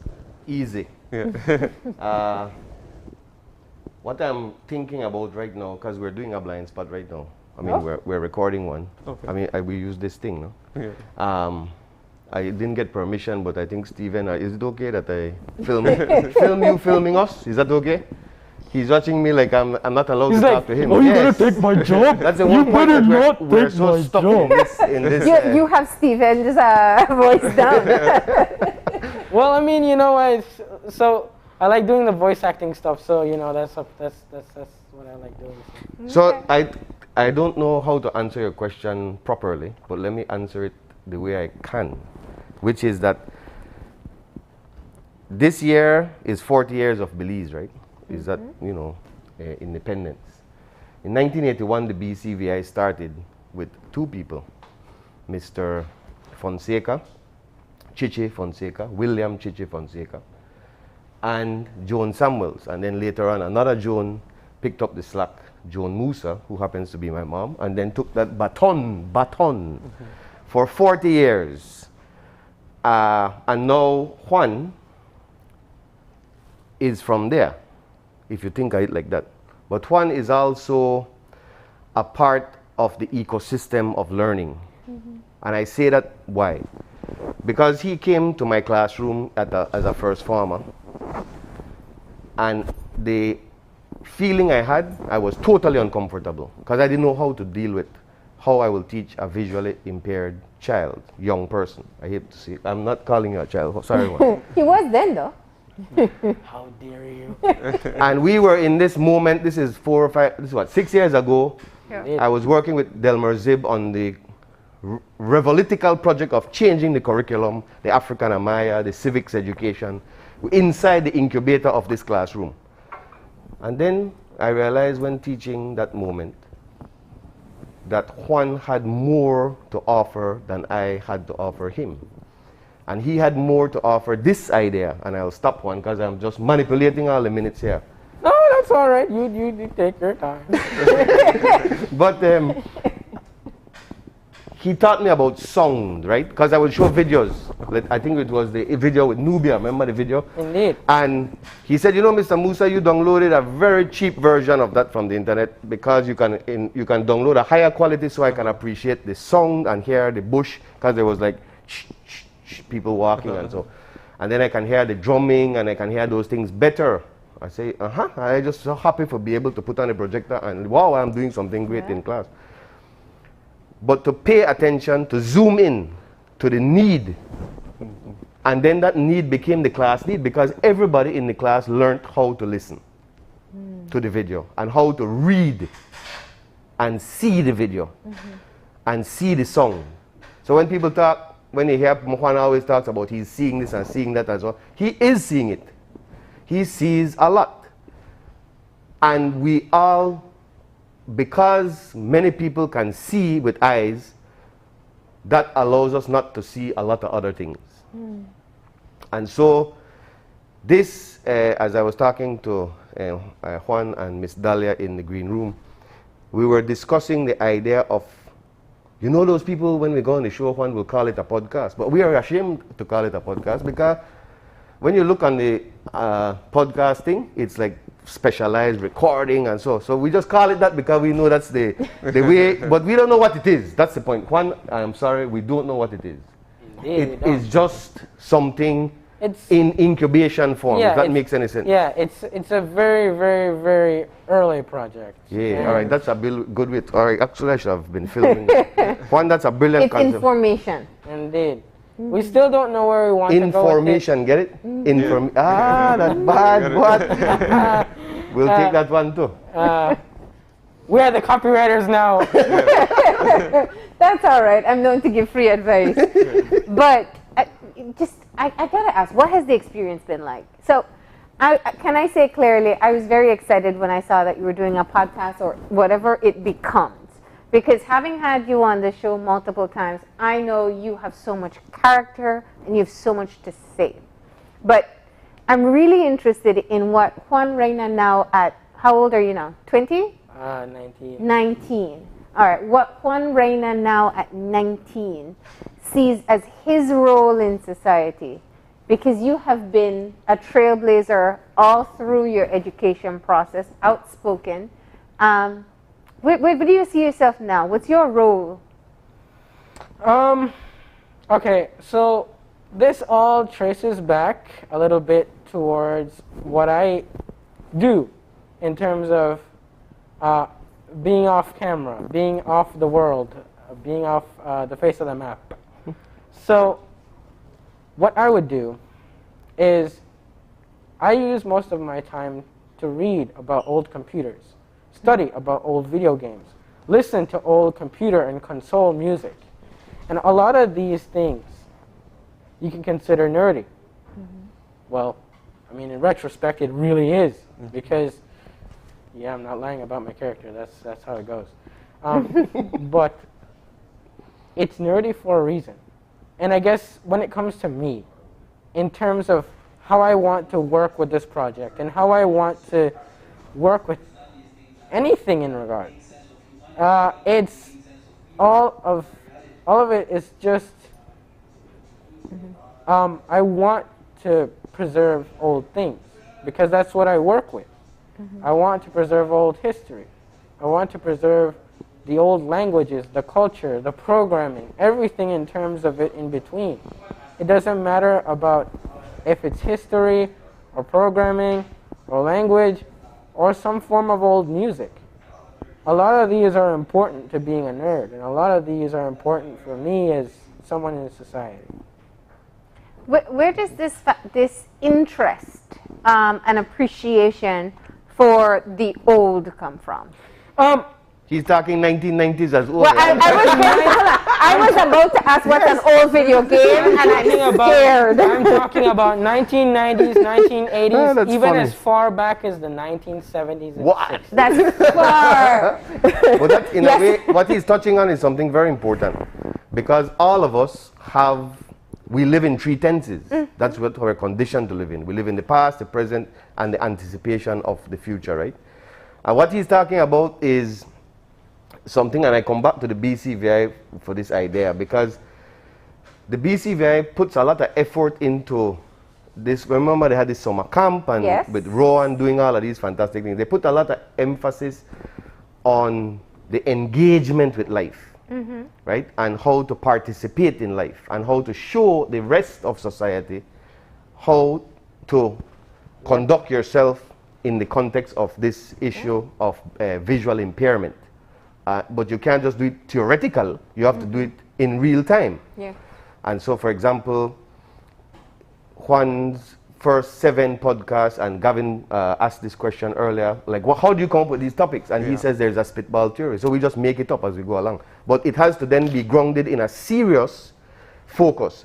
So we go to Tea Kettle to talk to Miss Margaret Welcome, who has been making baskets for over 40 years. We go to Moscow to talk to Anthony Vaccario, who has been doing shirt. What's that stone that he uses? Is it flint stone? Yeah. And so these processes are the key interest to what we're talking about. It's how to mix it up. Okay, but now you have to tell me what's old music. Old music. That's what he said. He says he appreciates old music. For me, I'm not talking country. No. I just want to see if I fit in your old category or modern, right? We're going to hear some music, old music view that. So, for me, old music, and you all might say it was way after your time, but I'm going to tell you this. Front forward, it was not. It's just that you didn't know about it. Okay. Okay, so I listened to music that was made on the old computers of the 90s, 80s, and early 70s. Okay. And these music were composed using assembly code, meaning programming had to be made to make music. Who would have thought? Anyway, aside from that, the music is plastered. The music, once it comes out through the speaker of the old computers. Or you could call it the sound chip, which is a soundboard that interprets the code and translates it into frequency. And the ear hears it as music. Now, with the old computers like the Atari and Commodore 64, even going as forward as the 1990s and 80s with the NES and Game Boy, you all probably might not have thought, and you all probably thought that this thing is insignificant and terrible and all of it sounds so breaky and distorting because it's a video game. It's not. People today are still making music on these old things. And that's with things like the Super Mario Brothers music from early 90s and the Duck Hunt music. All of these things, they weren't like MP3 files that you would put on a console and think that it would work. No. They were actual lines of code that were being ran through the audio processing unit of the console or computer, and they were being transferred as music to the ear. Wow. Well, you changed language there for a bit on me when you went to with the computer talk. You're talking about. You know what is chiptunes? You know what is chiptunes? Yeah. No. What is chiptunes, one? Chiptunes is basically music that was made on the old computers and or consoles. Yeah. Basically using a sound chip, like the Atari Pokey or the Commodore S. But there are many generations of young Belizeans who are completely in line with what he's saying in terms of how they grew up understanding sound and video through video game, no? Yeah. Yeah. Interesting. And your old video games are my childhood video games. Good to know. Now, if there's someone you would want to go and, you know, if it's a podcast, an interview, you know, whatever you want to call it, who do you want to get incorporated into the blind spot? Their voice, their conversation? Who's somebody you'd want to feature? Personally? I don't really care. No? Personally, if not a person, a story. For me, it matters about the conversation that we have. Yeah. There was a time where I had Mr. Delmer Zib, and Mr. Musa still needs to go back and edit that one out. Anyway, aside from that, we talked, and we had a full-blown conversation for, I kid you not, a half an hour. And this was because we were sharing very, very interesting points. I'm a person nowadays that is very debative, and I fall within the argument standard. I give forward my points, I rebut, they give forward their points, and we sort of try and figure it out from there. And that's how our conversation went. Yeah. And personally, I care about the conversation, the amount of input you have, the amount of knowledge and insight someone has, because that's what actually matters to me. And maybe if they know a little bit about what I know, like, you know, the NES, the Game Boy, you know, the usual. Well, he gives a lot of homework to me, and he puts pressure on me because he gives me all these files of, what's that show you want me to watch? Oh, the Mortal Kombat show, you need to watch that one. I'm struggling, one. I watch one episode, but then I don't know how to talk to him about it because he knows so much, so I feel very insecure. Again, that teaches me how horrible my game is as teacher. No? You have to learn how the student thinks. But when I saw the first one, I realized, wow, this is very fascinating stuff that I'm completely ignorant of. Anyway, I'll get to it though, and once I finish with my swamp work. Oh, so he still hasn't done his homework. That's what you're saying. And if that happened in his class, what would be the punishment? I mean, I could understand him. Like, one episode is like 40 minutes long. I kid you not, it's movie quality audio. Okay. But you know, I think you know, we talked a little bit about, you know, some of the stuff that you're interested in and what you talk about. But I would imagine that I'm guessing from the type of format that you guys are using, that it also involves you learning a lot from other people and their perspectives as well. And Indeed. I mean, it's exactly accurate. We don't intend to walk into something knowing it all, because as far as things go, before we actually get into it, Mr. Gilvano from the Image Factory, he always tells me about these things that I never knew. For example, the tie to make baskets, or the flint to make woodwork. It's something that we don't know, and a lot of and when I go into it, working with the knowledge that I do gain, it's something that, you know, you'll never get enough of. Working in terms of how much you gain, you'll always have to understand that when it comes to knowledge, you'll always gain more. And the perspectives will always change depending on who you talk to. So you'll never have too much to know and too much to not know. So if that makes any sense. Of course. Every single person you meet is an expert. Indeed. They're an expert in something that you don't know. What was Gilvano teaching you about Sawasap? Yes. When I was on his farm, he called Gilvano Uncle Gilvy. Yeah. I know, because Mr. Gilvano sounds weird. Let's not use that one. No, he's not weird. He's not weird. Okay, he's a human being with a very, very, very eccentric character. No, I love Gilvano. It's just weird to hear him called Mr. Gilvano. So you call him Uncle Gilvy? on certain cases. Okay. What was he teaching you about soursop there? He was teaching me about the soursop and how it functions. Okay. Like, how it has a very sweet scent to it. Mm-hmm. But he told me that the soursop has like spines, almost similar to how a porcupine's quills look like, Mm-hmm. in order to defend it from insects and stuff. So it doesn't, it doesn't become a fly's nest, if you will. So, So, like I said, there's always something I need to know, something, especially since plant things are never my style. I'm a nerd, so it doesn't fall within my category. So the more I know about it, the better. You see. There's another project, if I have 30 seconds to say, that Juan is working on, but it's very complex, and so again, it's overwhelming for me. For the past 6 months, we're building this new ecosystem of learning, and he is doing a lot of the audio recording. So he's reading key history paragraphs, letters from the 12th, 13th, way in the past, and parts of history, books and stuff that we select.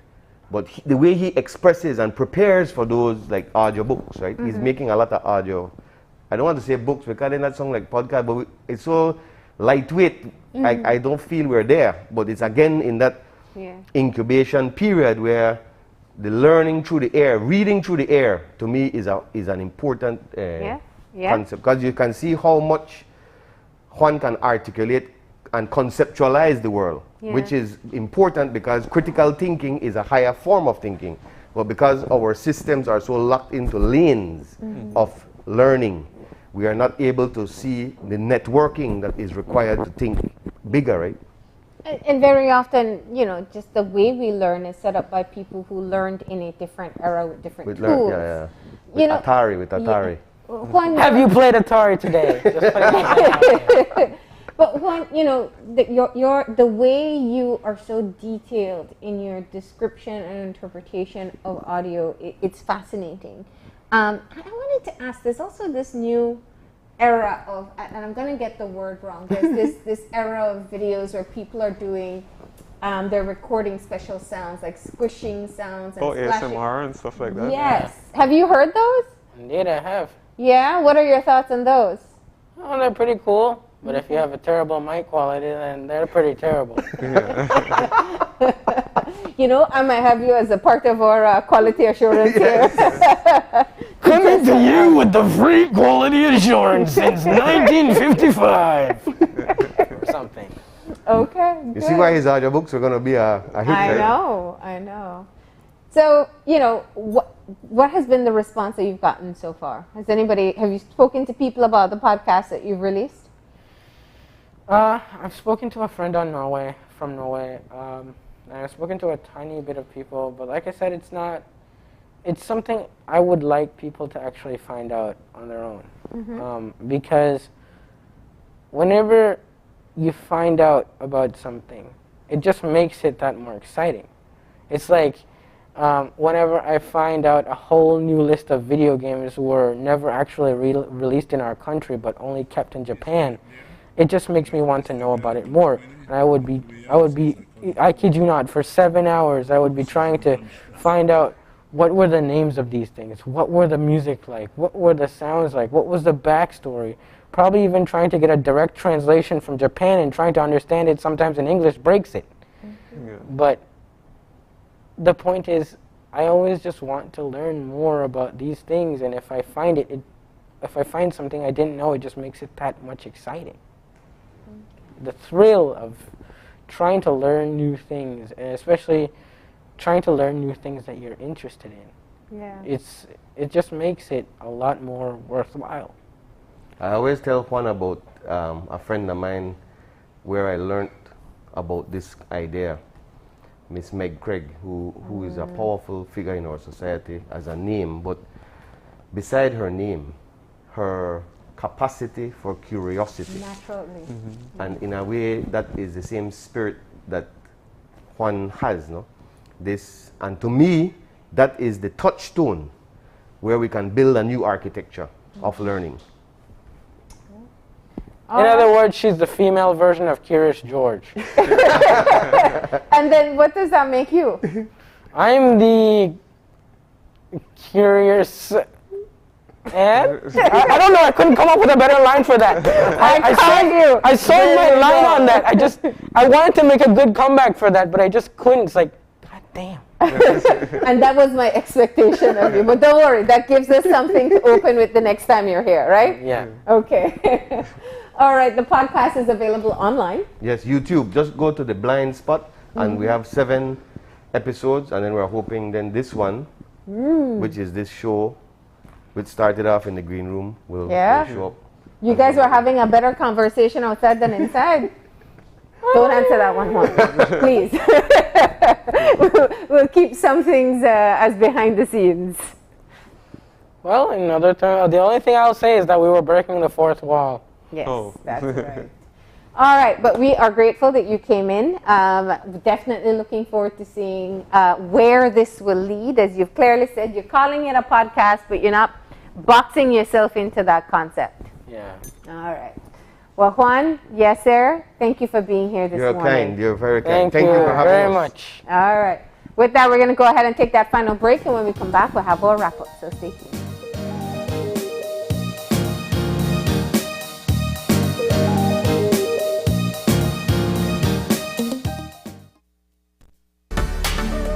"2020 taught us the importance of being connected to the virtual world, and NextGen is here to keep its commitment to you. Even if you're physically apart, NextGen keeps you digitally connected. Okay, everyone, thank you for following me today. NextGen provides more than just an internet plan. They provide service plans that support all your online needs. Sign up today and get your NextGen's ultra high-speed internet service. NextGen, powered by Central TV and Internet.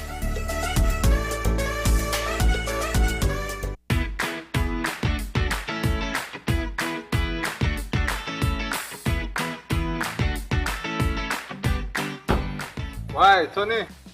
Boy, Keith, what you going on, man? I'm actually going to see you because I need to buy a stack of them plastic plates and cups for my grocery shop because I run low. Boy, I stopped importing things since April 15th, you know. And I just routed the last batch, must have been like 3 weeks back, you know. Man, do I usually have anything? What are you going on? Check this, right? Under the new law, we ban all single-use plastics, so that the cups, plates, forks, spoons, and knives, all of that. Since April 15th, can't import none of them. Starting January 15, 2021, you can't manufacture them. April 15, 2021, you can't sell them. And after July 14, 2021, if you get catch with any other thing, you will get fined. Me never know this. I guess I have to make some changes then. I have to make the customers know that anything not available. Anyways, bro. Thanks, man. No problem, man. Take care.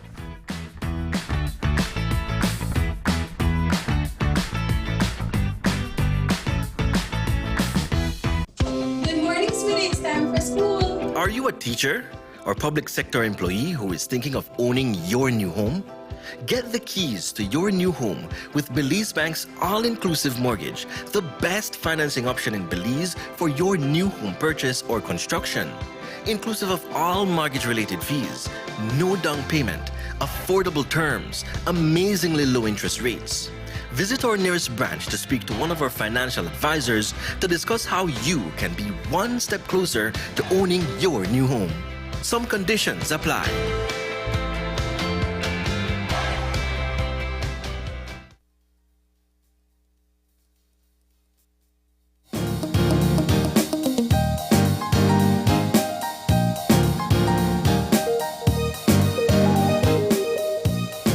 We're back. Yep, and we're just getting our show wrapped up this morning, and we had a lot of great conversations this morning and items. Of course, we started off our show pretty exciting. A lot of our team right here at Channel 5, including Marlene, got their second dose of the AstraZeneca vaccine, and you know, she hasn't grown any extra arms yet. You're receiving any? I didn't pass out. You're not receiving any satellite signals, anything? You know, I gotta test out the magnet and see. Yeah. No, you know, I get it. I get there's some misinformation out there, and it's hard to go through all the information because we're just inundated with all different perspectives. People WhatsApp you all kinds of things, and But I do encourage you to do your own research. No one can force you to get the vaccine. We can continue to encourage you, but the best thing you can do for yourself is, one, if you have fears, just call a medical professional and ask them. Ask them directly. Most of them are open to help people understand. If you did get information that makes you concerned, go ahead and look it up online. And be sure that you're looking at legitimate health sites. You can't just, where you get the information from is as important as the information you're getting. And we really hope that more people will go out and get the vaccine. I'm fully vaccinated. I was really looking forward for this 12 weeks to be up. And that is the recommended time, especially for AstraZeneca. The effectiveness grows to over 90% at 12 weeks. And so we really do hope that people will go back for that second dose. If you haven't been vaccinated yet, go for that first dose. And the sooner we can have more people vaccinated, the sooner we're going to be in a much safer place during this pandemic. No, absolutely. And we want to say thank you, of course, to Dr. Pot and all of the nurses who came in this morning. They have, of course, been working very hard. And as if you were watching the segment, you heard that they also do some house visits. So some of them have been traveling around, making sure that some of the most at-risk people, such as the elderly and those with comorbidities, are able to access the vaccine if they're not able to go out to one of the centers. And speaking of that, they were also kind enough to share information about the vaccination centers that are here right in the Belize district. And of course, we'll have that information for you. But thank you to all of them and to all of the frontline workers who have been working so hard since the beginning of the pandemic. We definitely appreciate all of the work that you do. And as Marlene said, we do encourage you to go out and get vaccinated. I have already gotten my first dose. My 12 weeks will be up in about 2 weeks, and I'll be getting mine too. So we'll take a camera to you too. Are you scared of needles? No. Okay. We'll leave that just to Dwayne. Yeah, I know, and I'm so happy that Carla and Dwayne volunteered to do it on here. We have other team members. Stephen just did his, who also did their vaccination. It is important for us, especially as we interface with the public as well. But yeah, Dwayne especially, because he is, like many people, afraid of needles, and so to show that even with that particular fair, you still get it done because it's necessary. So that was our vaccination special here on Open Your Eyes. We also want to say thank you to the team from the registry, talking about going online and that digital process there. Yep. And finally, we want to say thank you to Juan and Yasser, who came in to talk all about the new podcast, The Blind Spot, which is, of course, available on YouTube right now. But that was, of course, a great conversation, and it's an interesting show that you can hear to get some perspectives about some topics which we don't hear about normally. And it's a really great initiative, and I'm super excited to see where that continues to go. Well, creative minds at Image Factory, and Juan himself, who is just so full of charisma. He's always is very opinionated. I love interviewing him, so I'm really excited to see what they're going to grow this into. But it was great to hear early on just how it got started and what they have been doing. Remember, if you want to see the videos, they are on YouTube. So you just look up Blind Spot with Juan Reyna, and you'll be able to see what he has produced so far. Absolutely, but that is all the time we have for today. So if you want to contact us, remember you can send an email to us at oie@channel5belize.com. You can find us on Facebook at Open Your Eyes BZ and on Instagram at OIEBelize. All right, and remember to tune in tomorrow morning at 6:30 when you open your eyes. And start your morning right. Until then, keep your eyes, your mind, and your heart open. We'll see you soon. Enjoy your day, Belize.